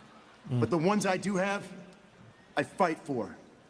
Thank you! So no, I don't know if I want to do this. I have to do it. That's very noble of him. Yes. Very noble. Yes. Yeah. Because I don't have anything else that says yay or anything, but yes. Great job, Miz. Great job, Miz. Sticking up for his friend. The same friend that tried to look out for him and got him into the match in the first place. Yeah. It was his fault. Why all this happened anyway? Wow, so it's his own fault. Yeah. Basically. Yeah. All right, so Mundo, Triple J, let's talk about it. Big Bronson Reed versus The Miz. Well, after all that happened, we wound up finding out while The Miz was coming out that this match is a no disqualification match. I was like, oh, okay, we have a stipulation in this match. Okay. And obviously everyone would think that that would kind of even the playing field between The Miz and Bronson, especially after what we saw last week. Wow. Hennessy popping. Yeah, it's funny. But yeah, Shane, I'm sorry, this has nothing to do with the match. But Michael Cole, I wrote it in my notes. I said Michael Cole really hates this referee because he called him stupid. He said, I don't know why this referee keeps waving off The Miz because this is a no disqualification match. So, like, why are you waving him off every time he puts a weapon in the ring? And then I looked at the ref. I was like, oh, you know which referee that was? The one that he called Dracula a few pay-per-views ago because of his eyebrows. Oh, God, the one with the Maybelline makeup? Michael Cole cannot stand him at all. And I was cracking up. Yo, that shit was funny. He said that makeup this match, you got the monster of all monsters in this match. And he said, funny enough, he said, we got Dracula in it. Yo, Michael Cole is a savage. I mean, did you see those eyebrows? I mean, Hoodie had them lace, had them extra drawn. Yeah. Them suckers was thick. Because he was holding up the championship belt, but it was a close-up of like his face and the 4K, belt. right? Yeah, in 4K. I've never seen eyebrows like that in 4K. And say, Hoodie. It's just the girl was like, he was ready. Yo, I'm ready for my close-up, Mr. Ville. But he didn't have him. He didn't have him on for regular TV today, though. That's the PLE makeup. Right. Oh shit. Okay. But overall, though, the match, I mean, it was a noble match by The Miz. He tried his best. I'm not surprised with the outcome. Who expected The Miz to win? He just put up a good fight, to just keep him as a good guy and make him look good and not like a villain. And just also Brunson just continuing to be dominant. Like Michael Cole said, no matter what he does, he's becoming a superstar and he's becoming an attraction for fans to come and see, especially when he does those multiple tsunamis. So overall, it was a hell of a match by The Miz trying, and I'm not surprised by the outcome. Jay, you could talk about the match and what happened after that, though. Oh shit. That was a great match. And, The Miz being the veteran that he is, he definitely tried his ass off. Threw them chairs in the ring, was hitting them with kendo sticks, tried with the chair, garbage can. He was, he was trying to be real innovative within the match, and I give it to him. But damn, every time Bronson had a counter, it just looked like it hurt more and more and more until, Bronson came out and gave him the tsunami. And thank you, Michael Cole, for yelling tsunami for me. I love it. You're the man with that. But after the match, when he tried that second tsunami, oh man, we get the other Braun Strowman. So now eventually we're gonna get Braun versus Braun. Son. Oh my god. Imagine we get a triple threat where it's Braun Breaker versus Braun Strowman versus Bronson Reed for the IC title. Imagine we get that. The three stages of Braun. I wouldn't mind that. I wouldn't mind that at all. Who's the better Braun? RJ says R-Truth is a villain. You know what? That would be a very interesting. That would be an interesting twist, but we have to know why though. Like why would he be a villain to The Miz? Because of Little Jimmy. Really? Really? Because Little Jimmy? Yeah. Wasn't he a bad guy when he had Little Jimmy? Yeah. Mm-hmm. He was picking on people in the crowd a lot. Do you think he tries to fight John Cena during his retirement tour? If he turns heel. Oh, absolutely. He has to interact with him some way. Mm-hmm. But that would be interesting, though. Yeah, like this whole thing of him being, this whole naivete is like a face or a way to distract what's really in the plans.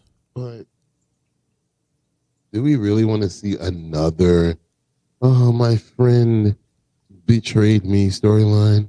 We're in the middle of one right now in NXT. Shit, we're in the one right now with the Judgment Day. Yeah.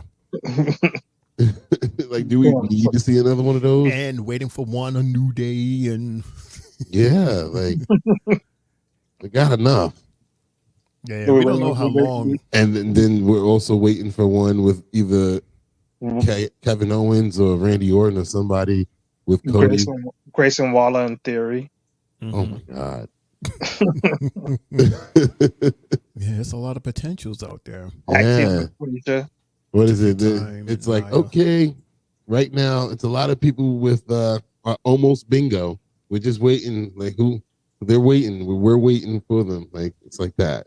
Right. Oh, 75. Yeah. I just need one more. Mm-hmm. I'm gonna knock his ass out, and then we're gonna get that started. Mm-hmm. Waiting for that one number just so 3 people can hit the very next number. Right. Yeah, I've had that happen. B4. Mm-hmm. No. Y'all supposed to know what to say if you play bingo when that number comes up. B4. Mm. No. Whenever he said bingo, he said whenever the person calls that number out, they say B4, and the rest of the audience says and after. Mm. Oh.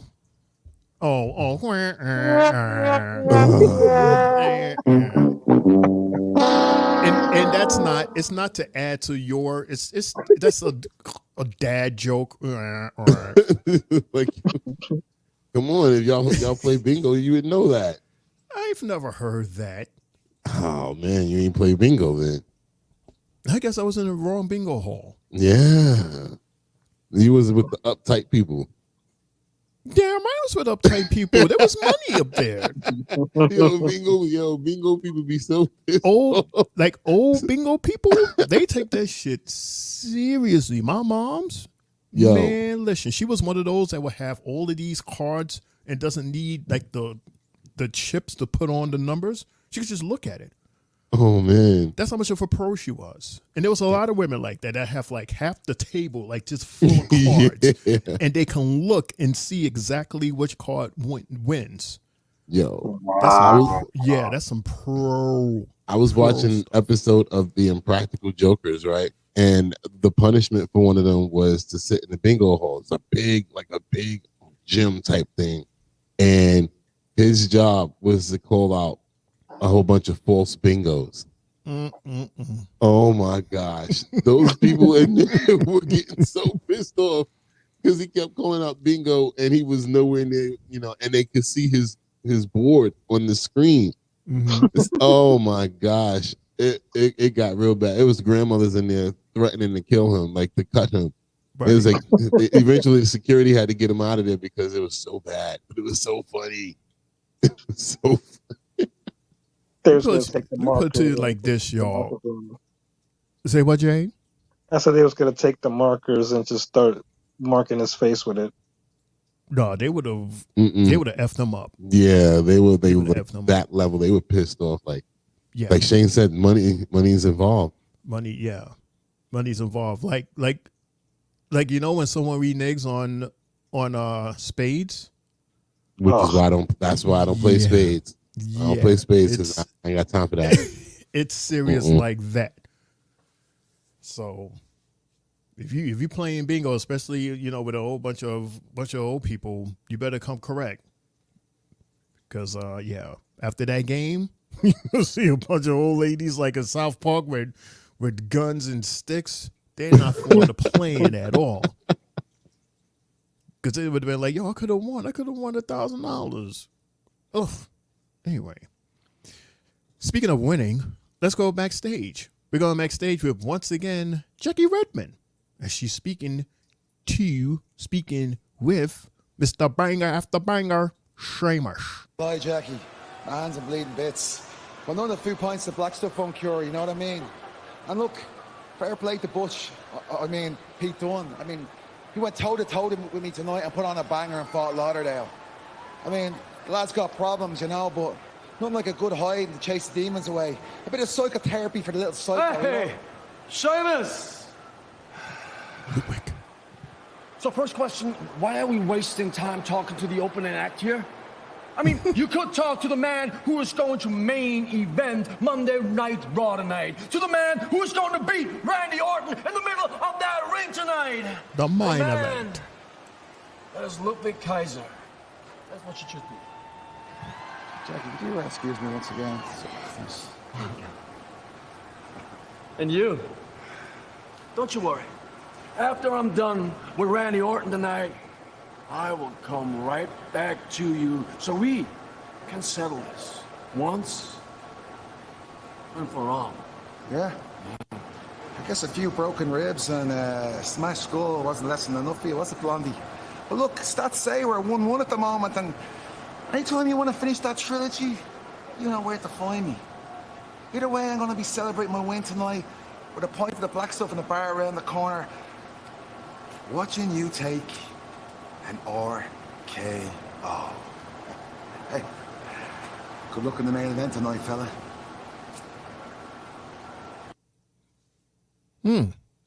So Mr. Ludwig, he has he's in the eventing.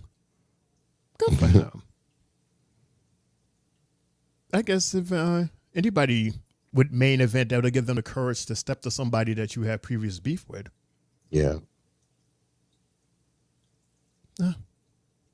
Good luck to him facing Randy Orton. Isn't he like a legend killer or something? Sure is. The Viper. Yeah. A Viper that has voices in his head. Yeah. Speaking of voices, we have another voice that we can hear, and it's from our current Intercontinental Champion, the other Braun Breaker. Braun, what you got to say, dude? It's a good thing that I went to a highly educated university, Kathy, because apparently I've heard today that there's going to be a tournament starting next week to determine the next challenger for this Intercontinental Championship, which is just funny, because Adam Pearce can't stand the fact that I'm progressing through the entire roster at such a fast rate that he wants, first thing he does, he wants to slow me down by starting to turn. That's not my fault. It's not my fault that I'm a badass. It's not my fault that I'm a genetic freak more talented than anyone in that locker room. It's not my fault that the dogs are barking in every city that we go to. And it is not my fault that I earned this Intercontinental Championship. So have your tournament. But to the poor soul that wins it, that has the nerve to stand in front of me for this championship, I'm going to spear you through the floor and give you the beating of a lifetime. And that'll be my fault.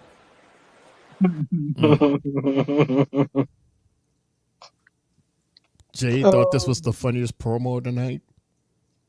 The way he was just talking, I loved it. He insulted a lot of people, though, Jay. Right. It's on the way he was coming at Pierce. It reminds me of like how Ava and Roxanne is going through it on NXT. You know, the way he's talking about that this is being put in my way. You know, doing a tournament and this and that. And it's like you see Roxy doing the same thing, like, oh, now you got this 6-woman thingy here for someone to fight me. You know, there's similar stories, but just opposite superstars. Well, what does he think? Is he supposed to just hold on to the title and do nothing? No. If I'm not mistaken, Sammy defended the title damn near every month since he had it at WrestleMania.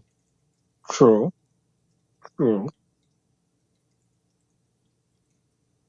Unless you wanted to treat it like the Speed Champion. Oh, hell no. We'll never see the title. Yeah, who is is it still on Andrade? No. I don't even know now.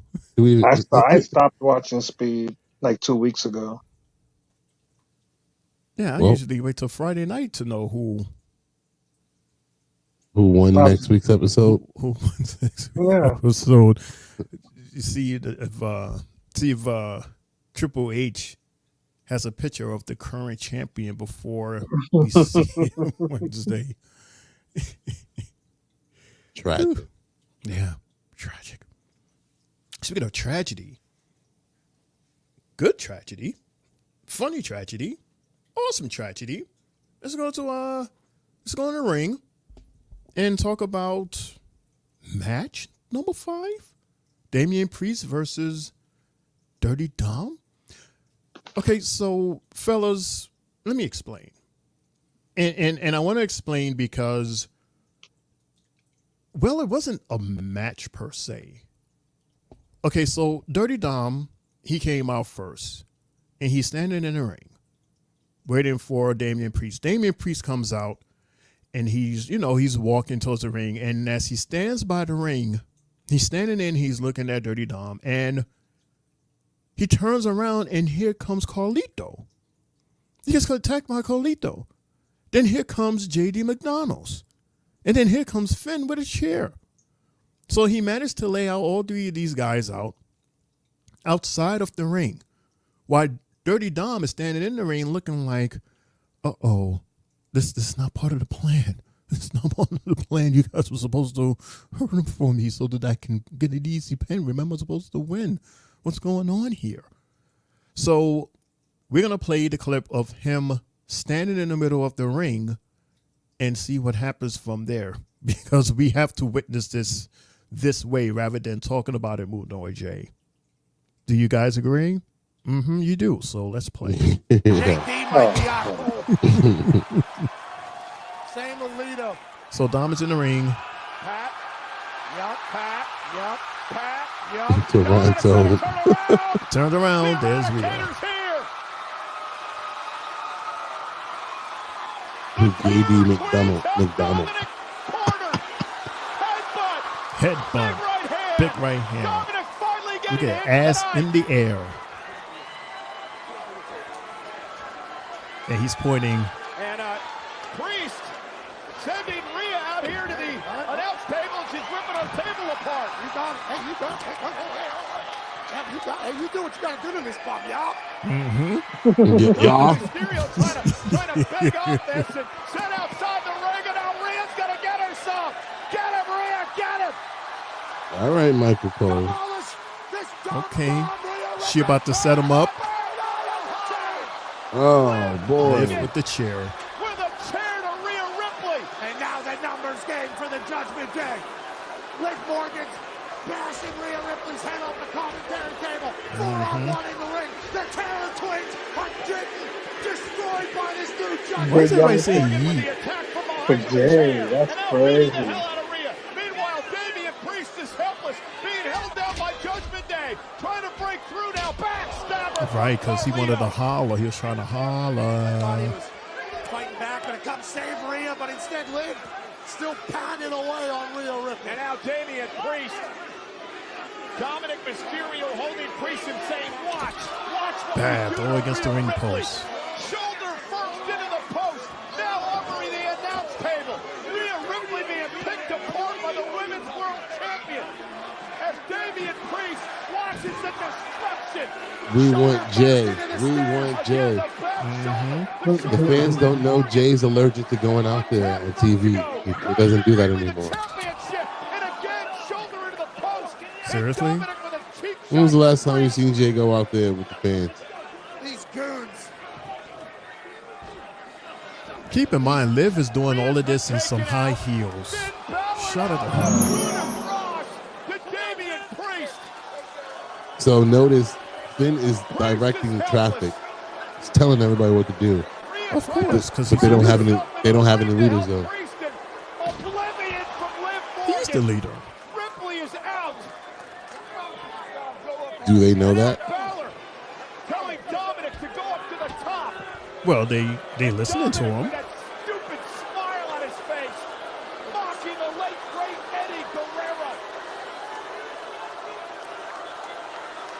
Frog splash. Pretty. Hands are pissed. Hands are pissed. Look at him pulling into the middle of the ring. Wow. Laid them out. It's crazy how they chanted Jay's name Friday for Roman, and now they chanted it tonight for Rhea. They highly involving them in multiple storylines, without having to be in them fully. Because nobody's seen this motherfucker come out on TV in weeks, maybe months at this point. That's why. Mm-hmm. It's like, okay, I paid my money to see Jay Uso, but yet I'll see him on a screen for maybe 2 minutes, and that's it. Like he's not involved with anything. Gay D McDonald. Yeah. Yeah, Toronto 95 says gay D McDonald. Shout out to Toronto. 9-5. Thanks for the comment. Check. Yeah. What's that? Checkmate? Check. Don't do it, Shane. I don't know. But he said check. But it was a correction. When they come to, ooh-wee. It's no disrespect. I'm sick of the JD disrespect. It's no disrespect. We've given him his flowers. We've been giving him his flowers the last 2 months, I think, since he's been like really actually wrestling in singles matches or whatever like that. We've been giving him his flowers. I did label him as the most underrated wrestler in WWE. Oh, not Hennessy Poppy wasn't on that SmackDown. Remember, it was on here. But yeah, you did. It was on here.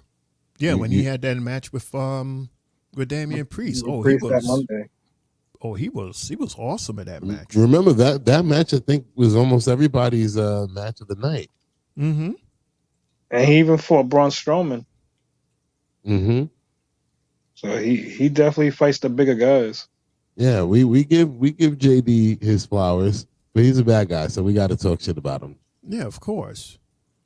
But just overall, I don't like how they verbally cook him. I mean, he's a bad guy. He's a bad guy. He's supposed to get cooked. Every week there's a person that we got to cook, and he gives reasons for us to cook him. So, since we're on this topic, I have a did you know, if you don't mind, Shane, because I know I'm on the clock. I gotta, help push the show. But can I do it? I mean, sure. Did you know? Quick, yes. Do you need music? I don't have music. No. I got music. Of course you have music. Yeah. Hey guys, look, over the weekend, did you know that WWE has opened up the forbidden door once again? I seen a video at where's JD and Finn from? They're overseas guys. What? The UK? No, I don't think they're from the UK, but Anyway, apparently JD and Finn will be a tag team and going back to where it all began for them in their hometown for another federation. And once again, opening up the forbidden door, as they will be taking part of the 10th anniversary of that federation's existence. So shout outs to WWE once again, working with another company. Shout outs to JD and Finn for going back home and showing love to their audience that helped them grow. And yeah, did you know? No, I didn't know that. That's pretty cool, though. That's cool that WWE is letting them, go out there and do that. I think that's very fitting. Mm-hmm.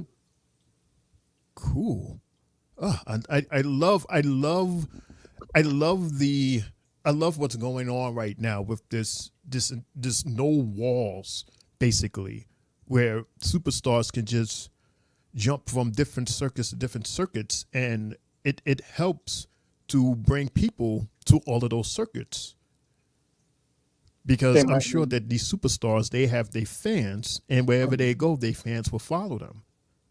True. So that's awesome. They also might find a diamond in the rough wherever they go. Mm-hmm. Based on whoever's there fighting.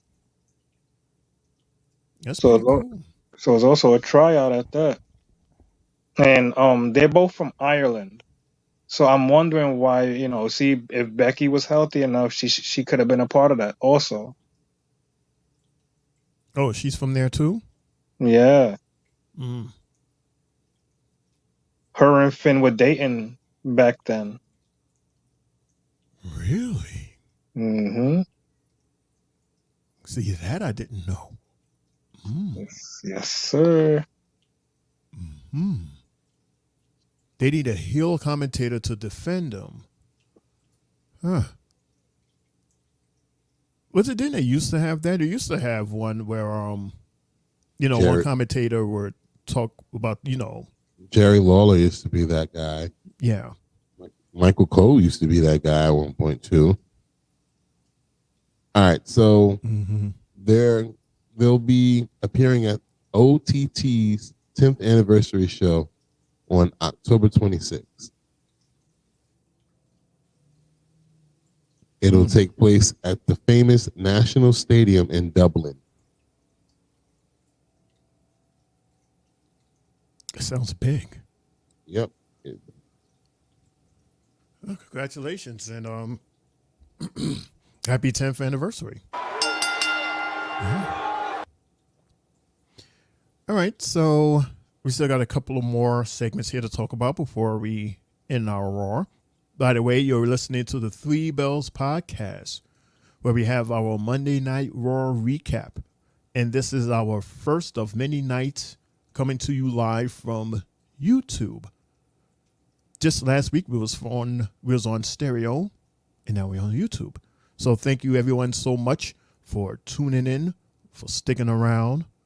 And do us that favor and click on the like button on this and other videos that we have in our library, and subscribe to us. That way you get that notification, let you know when we are live next, which should be Friday night at 10:15 for our SmackDown recap, hosted by the one and only CEO, Mr. AKA Mr. Mundo. All right, so we're going to continue. We're going to go into the Judgment Day Part 3's Clubhouse. For they got something to say after what they just did. Hit it. That's the judge. Hey, come here. Get a close-up of this. Hey, Damien. Hey, Rhea. You know what that is? That's just a little taste. That's just a little sample of what's going to happen to the both of you in Berlin, huh? Damien was world champion because of the Judgment Day. Now he's not the world champion because of the Judgment Day. And that That's cool. I like to say she made Dominic a man. Well, he's been all man. And at Bash in Berlin, I'm going to make Rhea my bitch. Ooh, there's that word again. Dirty. Yeah. Sorry. All that. Hey. That's okay. There's that word again. Ooh, that's the word of the night I see. Yeah. Bitch. Bitch. Won't hear that on Fox. Not at all. Black screen. You know? Okay, so basically, for what I got from this and what I got from tonight, Mundo, was that there's no such thing as just one member of the Judgment Day. Is if you fight one, you fight all, basically. Yeah, because I'm like, why are they mentioning Bash at Berlin? Like it's only Liv and Dom. Like, what are you talking about, Finn? Is he going? Well, how you going? Ain't nobody invite you. Oh, they're gonna be in they're gonna fly in the cargo. They're gonna sneak into the cargo area. And, they don't have a match. No, they don't have a match. And you're probably thinking, like, why would they be on the plane? They're gonna sneak on that plane, make sure that that Don and Liv is gonna win. Did y'all peep the shirt that Liv Morgan had on? It had Rhea's face on it, crying. Really? Yes. I saw that shit. I was like, whoa. I did not notice that. I was looking at Dom's shirt. The one that says live on top? Yeah. Wow, that's interesting. And he was like, I love it when she talks dirty. With his tendies and fucking baby. I mean, don't we all? She gives me tendies when I want. Play my game whenever I want. She makes me feel like a man. Yeah. Yeah. You're mommy's big man, aren't you? Yeah, you big boy. You such a big boy. Yes, you are. You did it all by yourself, didn't you? You're a big boy. You colored in the lines, too. And you brought all the groceries in the house all by yourself. Oh, you're just a big strong boy. Your mommy big strong boy. Good job.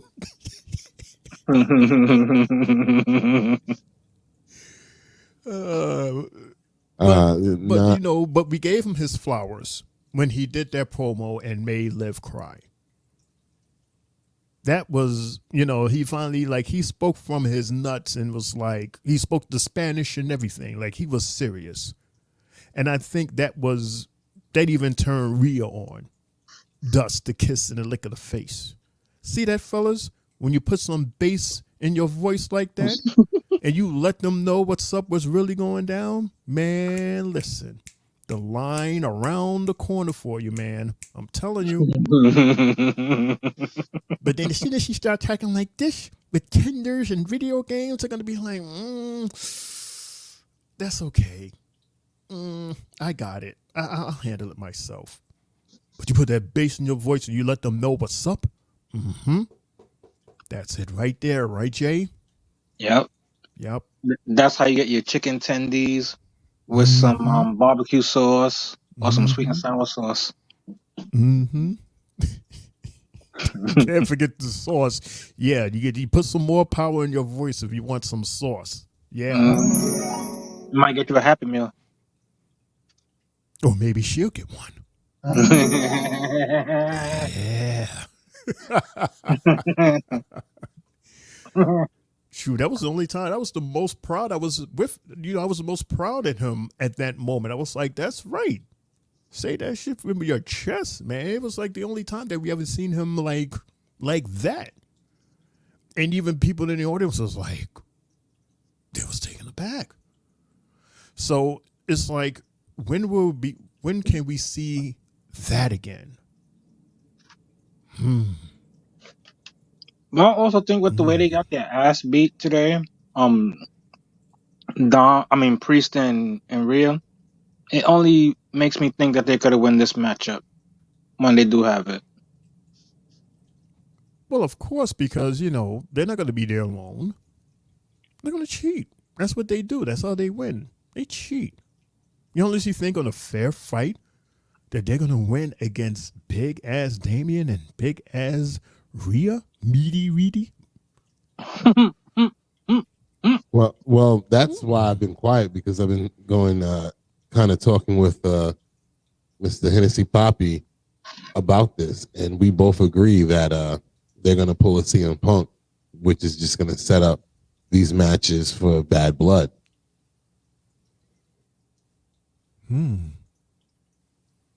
Please stop it. Get a steak like a real man. Well, maybe once he wins Berlin.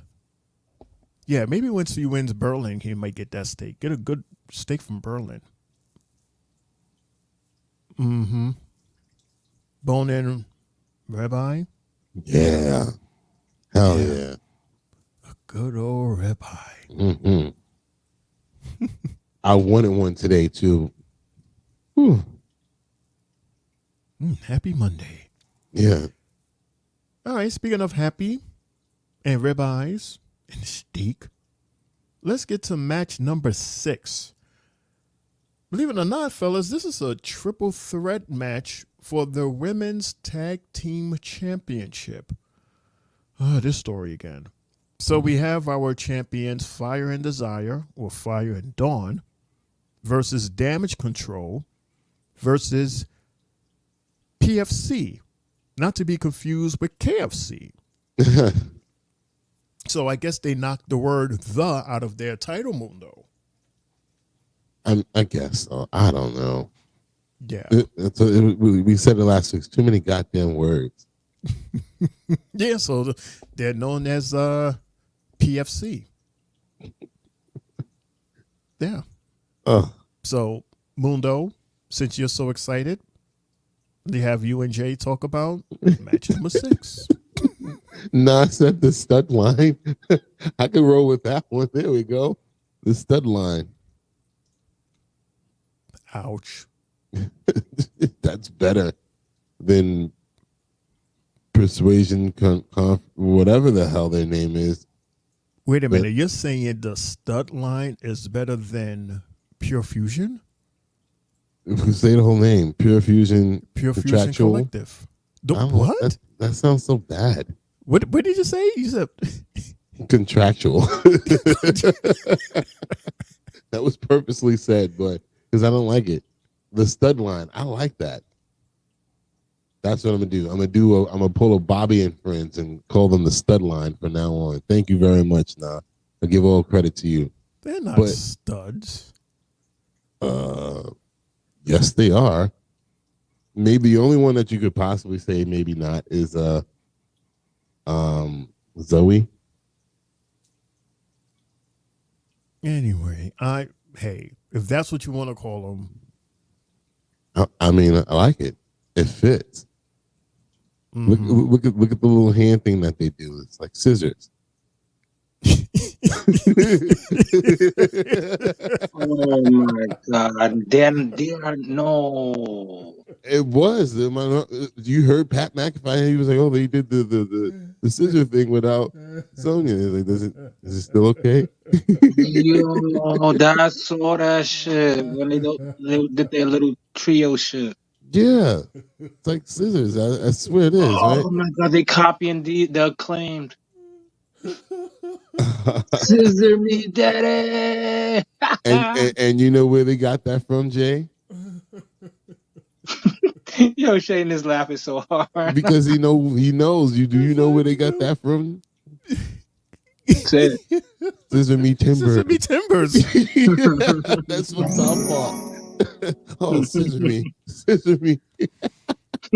Mrs. Garrison. Oh man, South Park is hilarious. It's not Lebos, it's Lesbos. Right? Yo, the play on. Oh my gosh. But I think this match was a waste of my time, to be honest.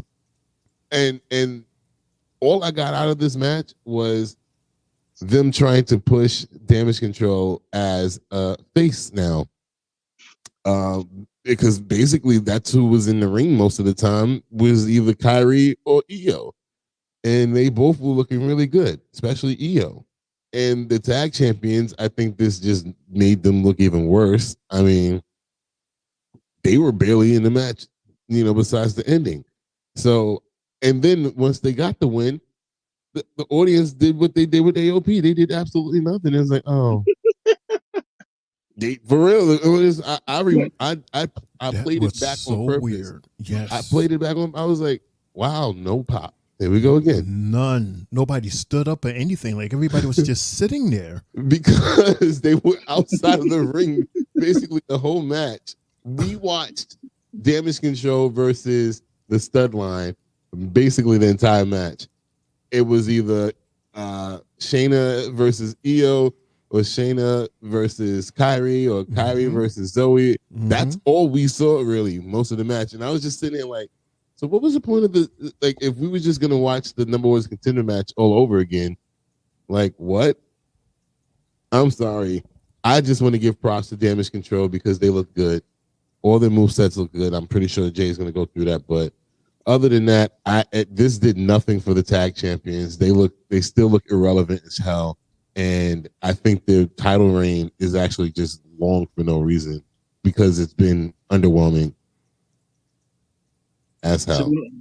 To me, I'll take that win and just keep on moving with it. Island, Dawn, Fyre, whichever Unholy Union. You look at them, and they're one of those tag teams that everybody's going to be confused by because they don't really do much to win. They win when they have to. They like to capitalize off of other people's mistakes. So when they seized that opportunity during the match, they took it and won. But there was one part of the match that I did enjoy, and that was when Kairi bounced off the rope, like he jumped on top of it to bounce off of it and flip. I thought that shit was bananas. I'd never seen her use the ropes like that, and the crowd. What happened? I thought she fucked up at first. I thought Io, was too far away from the rope. I thought she was supposed to throw her over the rope. I don't know. It looked scary at first. I was like, what the fuck was that? That shit was crazy. That was crazy. Yeah. It was very innovative. But do you think that maybe she was supposed to get thrown over the top rope, but Io was too far and she just kind of like made a different, somehow did that to make it look good? I think this is a move that they've been practicing. They probably had that somewhere hidden in the chambers, and they said, "Look, tonight's the night. Let's try it." It worked, and like you said, they were both in the match, damn near the whole time. But that's the way heels do most of the time. A lot of heel teams, if they're facing a triple threat and they're the title holders, they're gonna do these type of things to win. Play the side role, let both tag teams beat each other up, see a special, and capitalize off of it. I like their finisher with the backstabber combo with the swanton. I like that. That got more of a pop than the actual 1, 2, 3. The audience was like, "Oh," and it was like 1, 2, 3. Facts, because it was the way she popped up from the backstabber.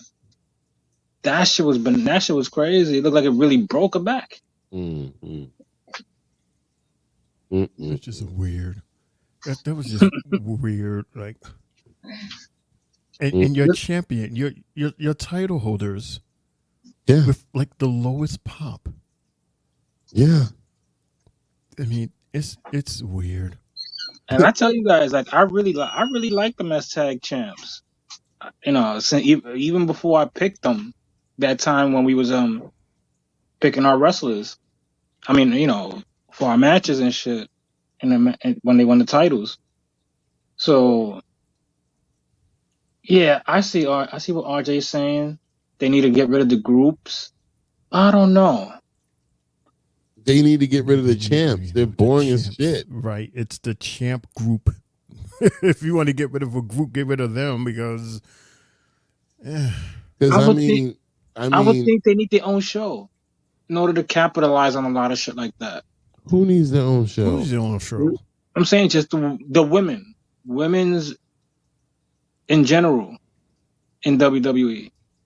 There's too many women on the roster to not have their own show, like on a Thursday night per se. NXT make it work. Yeah, but I'm just saying in general, maybe they could just have a straight up. We just need to get rid of these tired ass champions.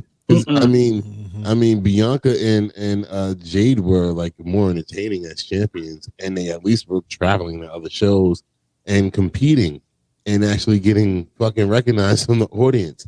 These two were a sympathy champions or winners or whatever you want to call it, because I really think that they should have been dropped the belts a long time ago. It's not gaining any ground. They're gonna be one of those tag teams where they hold it for so long that everybody's gonna grow so frustrated, like the way y'all two are becoming of it. Watch, I got a feeling it's gonna be a long, lengthy title run because, you know, look at how they've been handed those titles. Like they were shifting from tag team to tag team to tag team to tag team. The title itself needs some stability. And that's what they're trying to give to it, even though they don't get what they get. But Damage Control held those titles for as long as I can remember. They had them for a long time. The Kabuki Warriors beat everybody. Right, but these girls just need to. It's overdone. It's overdone. Like. It's just like tonight really showed like this ain't it, man. Yeah, tonight screamed for change. Yeah, that was like the loudest silence. Yeah, I had to rewind. I had to rewind it to like. I'm like, am I bugging out right now? But oh hell no, I'm not. That's telling. Yeah. There's if that's not proof right there, then I don't know what is. And you know, Shane and I don't ever really agree on anything. So if we're agreeing on this, like we must not be bugging out.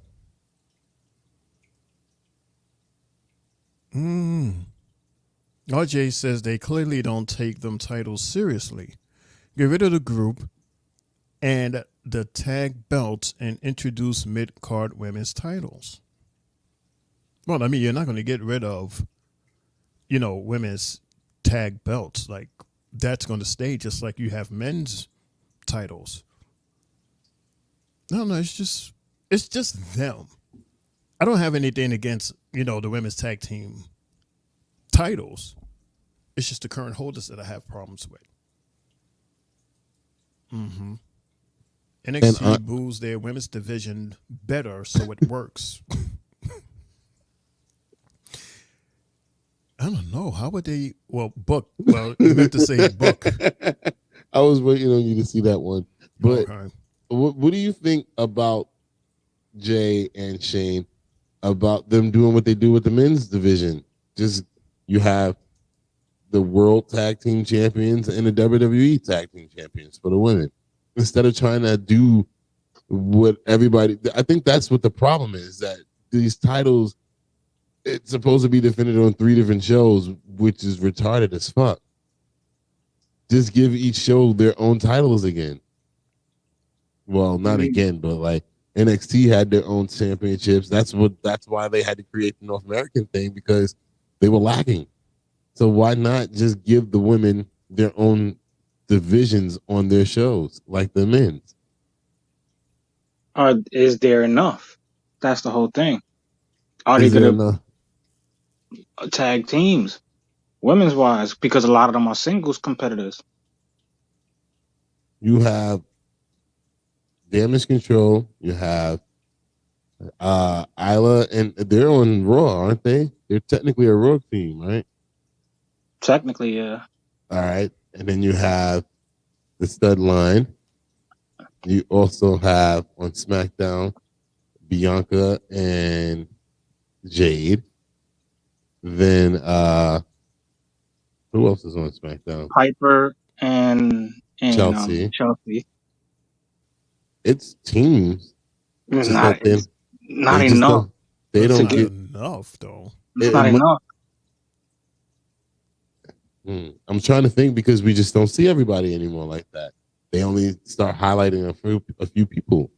A lot of the women are in NXT. What happened to Indy and Candice?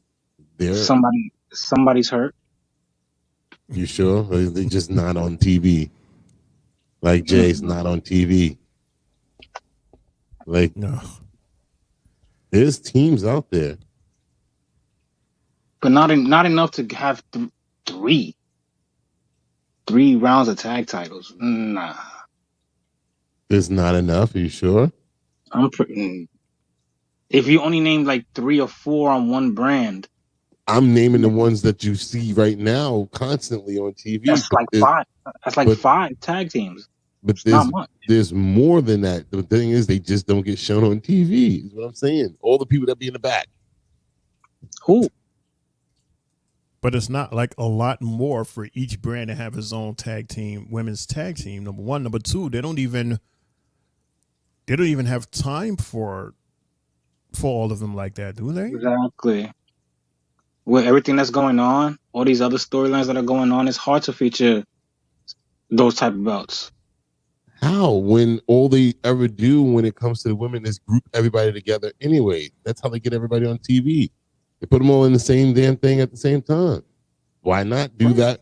Have their own division with tag teams. Not 3 separate times. Nah. I'd rather do it like RJ said, just introduce mid-card titles and still have these tag titles floating in every way. That you won't have enough time for that, for sure. Now you're adding an extra belt on top of already having these 2 titles. How's that going to work? Because now you're going to break up the tag teams that you have so they can go for the mid-card thing. You just said you don't have enough women. Yeah.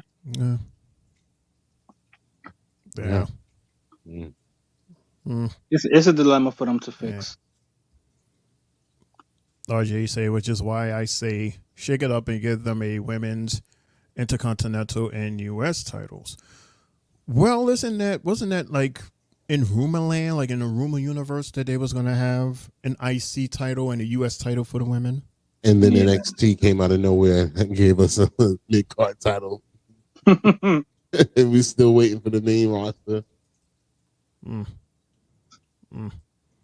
To be continued, but shout out to NXT though, because I don't know how, but within that 2 hours, it's jam-packed every week. It's only 2 hours. It's more jam-packed than the 3-hour Raw. Or How is that even SmackDown. possible? It's better than SmackDown most times. Right. SmackDown, 2 hours. SmackDown, we only getting 4 matches. That's it. I'm sorry, 2 hours and 10 minutes. It's that extra 10 minutes, fellas. Yeah. For the main event. Mm-hmm. All right, so for the last time tonight, we are with Jackie Redmond, for she is with Jey Uso. What's going on, Jay? Who? She's with Jey Uso. Oh, he's still there? Oh, okay.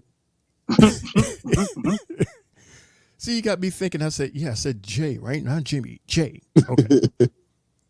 I see why you saying that. Yeah, ha. Here he is. After last week's loss to Braun Breaker, Sammy's not here tonight. Can you shed any light on that for us? Yeah, my dog Sammy just had to take some time off, clear his head. You know what I'm saying? He put in work week after week. When he picked himself up, he'll be back with a vengeance. You know what I'm saying? But he said something to me. He said, if he can't be champion, that don't mean I can't be.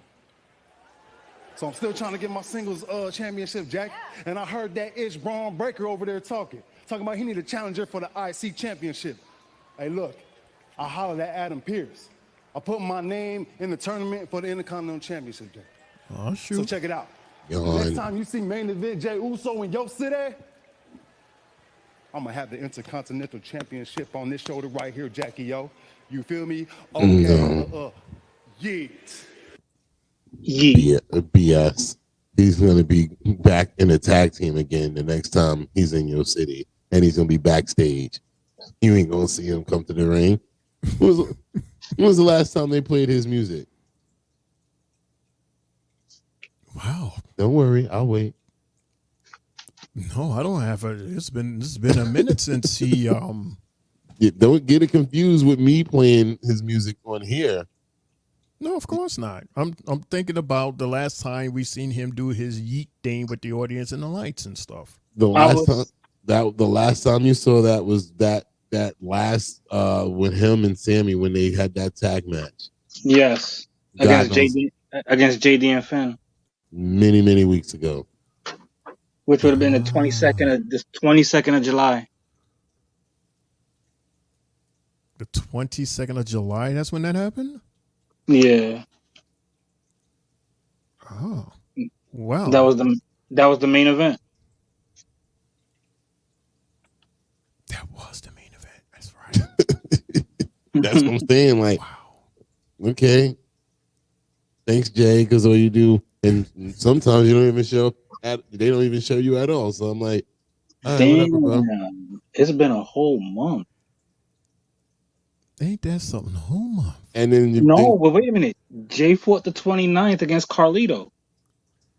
He did? Yeah. 29th of what? July? Yeah. You sure? Got it. I'm looking at it right now in my book.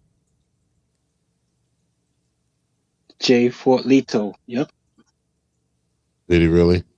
Lito grabbed the apple and was eating it during the match. And Jay speared him so hard that you seen the apple fly. I remember that. Yeah, I remember that. Mm-hmm. You must have been on vacay for that one, Mundo. Yeah, I think so. Yeah. Wow, a lot happened while you was on vacay, dude. Yeah. Mm-hmm. All right, so I have sad news, everybody. Oh no. If you hadn't seen it on Twitter, because it was on Twitter earlier, but it was reminded again tonight that our announcer, Pat McAfee, tonight is his last night on Raw till January of 2025 because of his obligation for ESPN for game day. He has to be there. So that's it. Yeah. So they played like a nice little video or montage of, all the things that he has done.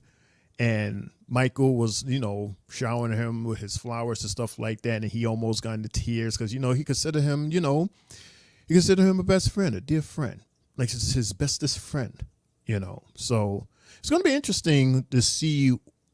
And we spoke about this. We talked about this in the chat in terms of the hosts. Like, is it going to be just one host or is it going to be numerous hosts? Or is it going to be, well, it's not going to be Michael by himself, even though he can hold down the fort by himself. But that can only last for so long before that gets dry. So we have to find somebody that can mesh with him perfectly. Are they actually going to bring this new guy that they spoke about from ESPN? Or are they going to have him on SmackDown and either Corey or Wayne on Raw? We won't know till next week. Or maybe somebody will tell us before next week, Monday. But to Pat McAfee, dude, thank you so much for being that awesome guy, man. I personally enjoyed the hell out of you, man. And I'm going to miss you. And all the best of luck to you at the ESPN. And yeah, man, January, it's going to be a while. It's going to take a while for January to get here. But can you imagine Pat McAfee on Raw on Netflix? That's going to be some real magic there with him and Michael. Yeah. Interesting as hell. Mm-hmm. That you already see what he gets away with on USA. Yeah. Maybe he'll start saying bitch. Mm-hmm. He does. He says, "That's one big son of a bitch." Yeah.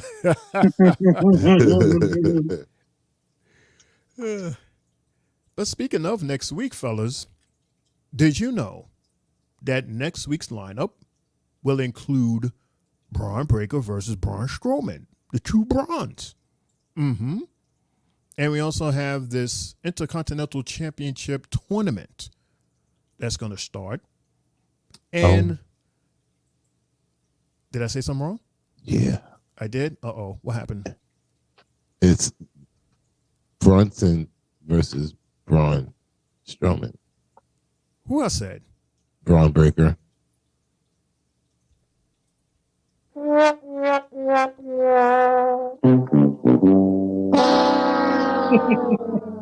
Big Bronson Reed versus Braun Strowman. That's the match for next week. Yeah. Also, our Intercontinental Champion Braun Breaker is going to wait for his challenger because they're having a tournament. And the winner of that tournament is going to face Mr. Breaker for the Intercontinental Championship. And for some reason, they're having this match, which I would have thought would have been a PLE match. Baszler Berling or Bad Blood. Uncle Howdy. He's going to have his first match, fellas, versus Chad Gable. And I'm not the only person. There's a lot of people on Twitter that's like, this is a PLE match right here. For the debut of Uncle Howdy. Damn, they left that shit off the card. That's crazy. Mm-hmm. Yeah, well. Yeah, well. All right, so we've made it, everybody. We are here. We are at the main event with Randy Orton versus Ludwig Kaiser. Jay and Mundo. Talk about it. Oh, man. Shout out to Mr. Kaiser Roll. He was definitely trying his ass off out there in this match. He was trying his chops. He was trying everything. But Randy hit him with some nice big-ass punches, fall-away slams, the toss, the Euro uppercuts. But, Kaiser countered also during the match and gave him a nice uppercut and another smack combo. But it seemed like Orton, so you know what? You're not going to do it to me twice. So I'm going to do it to you twice. And he smacks him back down and Gunther comes out. Now when Gunther comes out, Kaiser starts attacking the leg of Orton's, making it more weaker for when he gets to fight on Gunther in Berlin. So, Randy Orton at one moment took Kaiser and threw him on the announcer's table 4 times. 4. Not 1, not 2, not 3, but 4. And gave him 2 vintage RKO DDTs. Oh, man. And then he hits him with the RKO to just blast off and win the match. Man. Good one. Good win for RKO, setting him up for next Saturday's match. And Kaiser, good try. You be doing your thing in the ring. That second time when you tried to catch him running around the ring, should have never did it. The first time was good when you drop kicked his leg on the steps. And man, after the match, that brawl that we got between Gunther and Orton, shit went off the air, and they were just both going at it. to the point that the last thing that we saw was Randy poking him in the eyes, and they went off the air. I said, "Oh my God, why couldn't we get the finishing of this? Was we gonna be fed a RKO again? Shit!" But at the same time, with us knowing now that Orton's leg is somewhat damaged in Gunther's eyes, I think that's how Gunther beats him, by submission, making him tap out with a leg submission.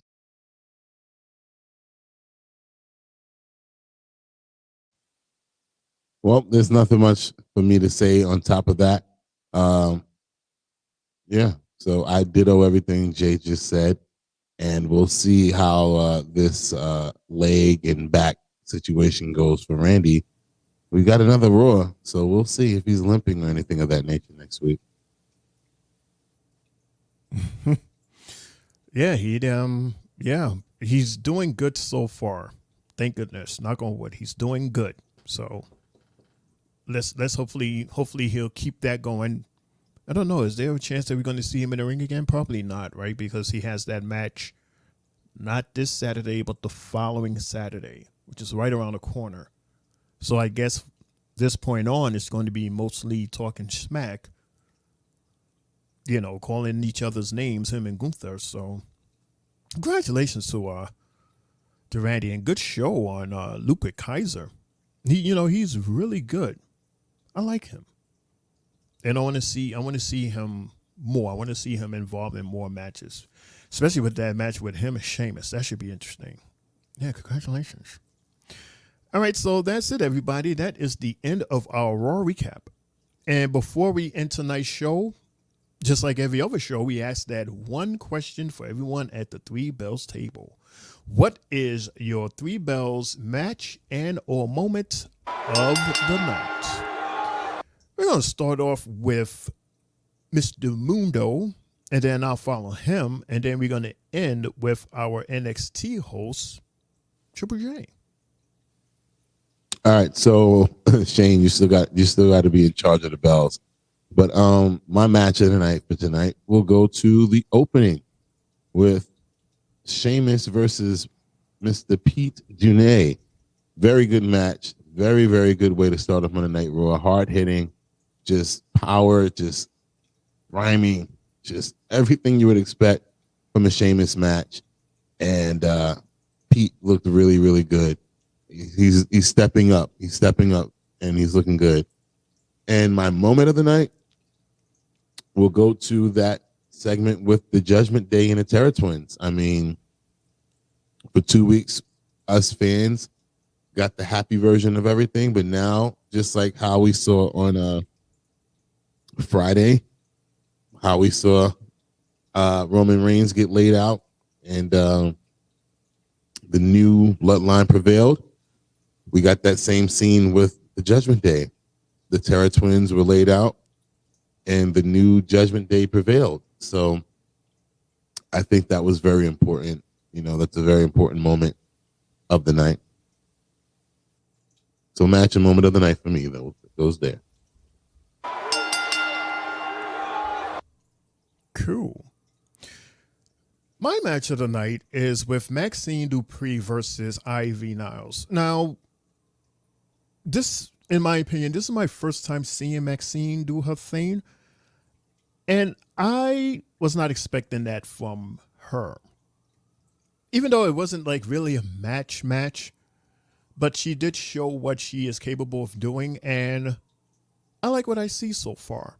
I can see more from her, but the fact that she started off this way, I was very impressed.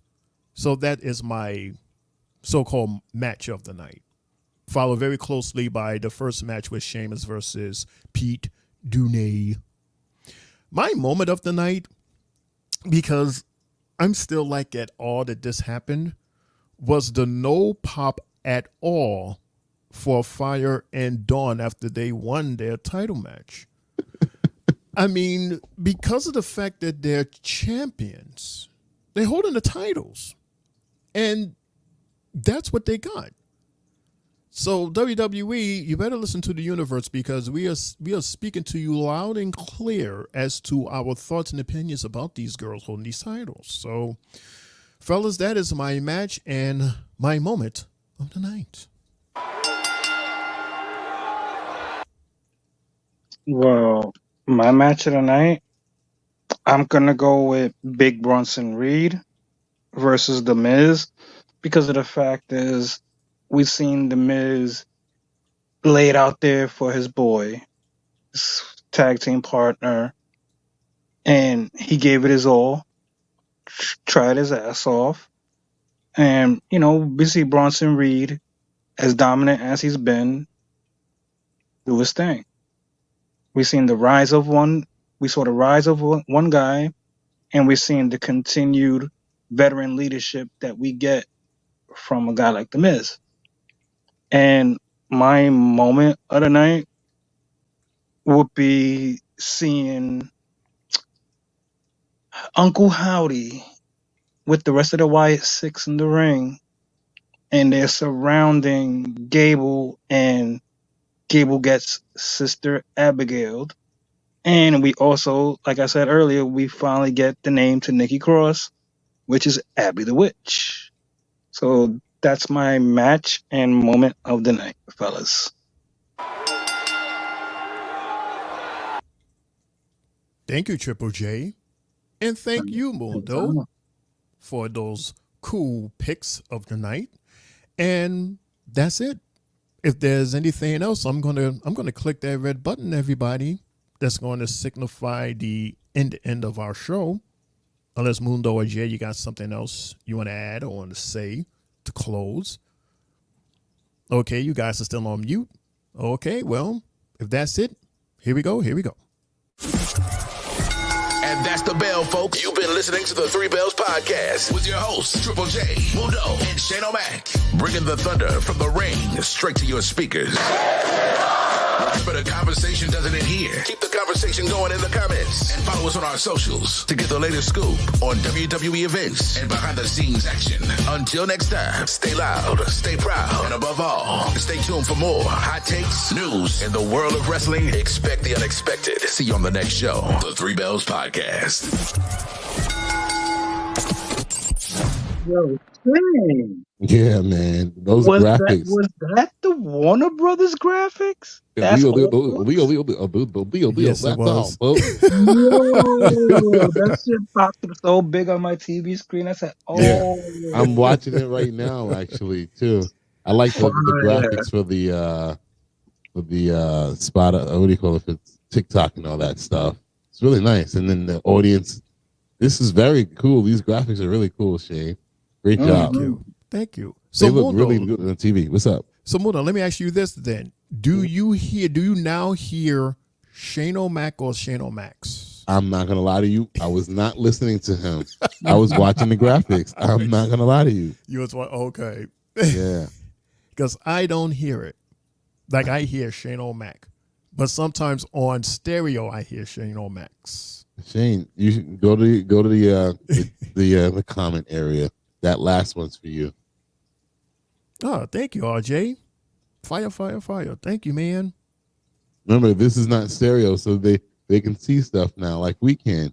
And yeah, that's right. I mean, bruh, Shane, that was really cool, Shane. Really cool. Or does that mean you get to take away a womp womp or no? Yes, we can. Yes, you can go ahead. You can take one away, and the winner for tonight is the one with the most womp womps of the night. Woohoo! He's gonna be pissed. He's probably sleep knocked out. Yeah. We ain't heard from him in like an hour. Yeah. Mm-hmm. Well, we understand. All right, so guess what? That is our show for tonight, everybody. You witnessed our first YouTube show, Monday Night Raw, here on YouTube. Hope you did a good job. Hope you enjoyed. Hope you have a remaining productive week. And hopefully we get to see you again, if you're on stereo, a couple of hours from now, where we have our NXT recap. How's the music? Is the music too loud? No? Good. It's fine in my ears. Awesome. And then on Friday, you get to see our super show, our super SmackDown recap with the Superman himself, Mr. Mundo, the CEO, Mr. AKA himself. Hey, you can see us here Monday, Tuesday, Friday. You have our pages, Facebook, Instagram, TikTok, YouTube, and now Spotify, all under the names The Three Bells Podcast. And please, if you love us, click that like button. We will love you more if you subscribe. That way you get those notifications. That's it for me.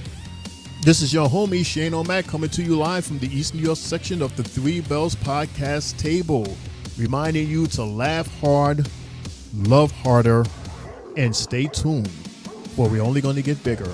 And good fight, good night, Mundo and Jay. Say his name and he appears. Yeah! What's up, everybody? You know what time it is. Yeah. Yeah. Drop it. Once again, everybody, it's your boy Mundo, aka Mr. AKA himself, the what? And I'm just saying thank y'all so much for joining us on our first Monday Night RAW recap here on YouTube Live. It was a fun, exciting time we had tonight. Very funny. Thank you to everybody who left a message in here. Thank you, Mr. Hennessy Poppy, for being a very good person to actually join us tonight after I sent you that late invite. So I appreciate you, brother. Thank you. Thank you to everybody else that commented in here. LeBron, my bro, thank you. Triple J, Shane O'Mac, as always, thank y'all. Love y'all. And as Shane already said, make sure you follow us on Facebook, Instagram, TikTok, right here on YouTube, Spotify. Like, subscribe, and share. We are trying to get bigger, to be better. And yeah, I think that's about it for me. I got to go to work in the morning, like about 4 or 5 hours from now. So with that being said, it's your boy Mundo, aka Mr. AKA himself. And I'm out of here. Yeah. It's your boy. Main event, Triple J now exiting off of here on YouTube. Shane, congrats to a great show. Having your premiere tonight. Mundo, you already know, same way. Oh man, what a great night we had tonight. I enjoyed it. Hope everybody else out there enjoyed it as well. And we'll be back at this tomorrow on the Stereo app. Today at 10:20, where we're going to be featuring a ladies eliminator match leading up to one of them winning for Bucks and Perez's bout. Stay tuned, ladies and gentlemen. Other than that, your boy Triple J is signing out. God bless you all. Love y'all. See y'all later.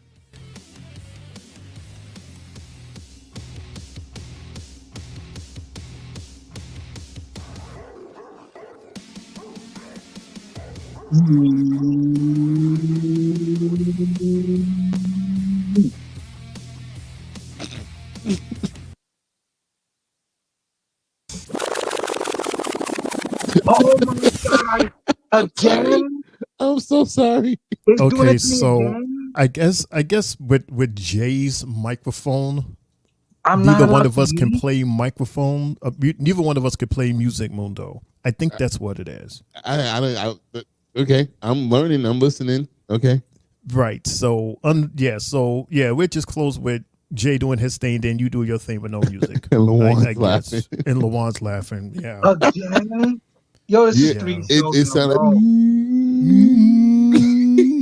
This is 3 shows in a row. I couldn't understand what the hell was happening. I didn't want to start. And I had this volume so low. I'm like, you know what? Yeah, it's the music in general. Like your yeet does not yeet with the music. So we can't yeet with music for him. This is what you're saying, right? Or I gotta no yeet with no music too. Just be silent. Well, I mean, because watch this. J.E. Oh God. Okay, the music is off. J.E. again. Yeah, See? Shane. Yeah, you're right. You're right. Wow. Ain't that something? Wow. Yeah. But it's weird because Mundo goes, and as always, and you can hear that fine. Damn No, androids. No music. Or maybe I could do music.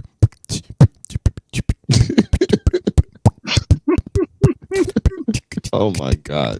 Yeah, no music.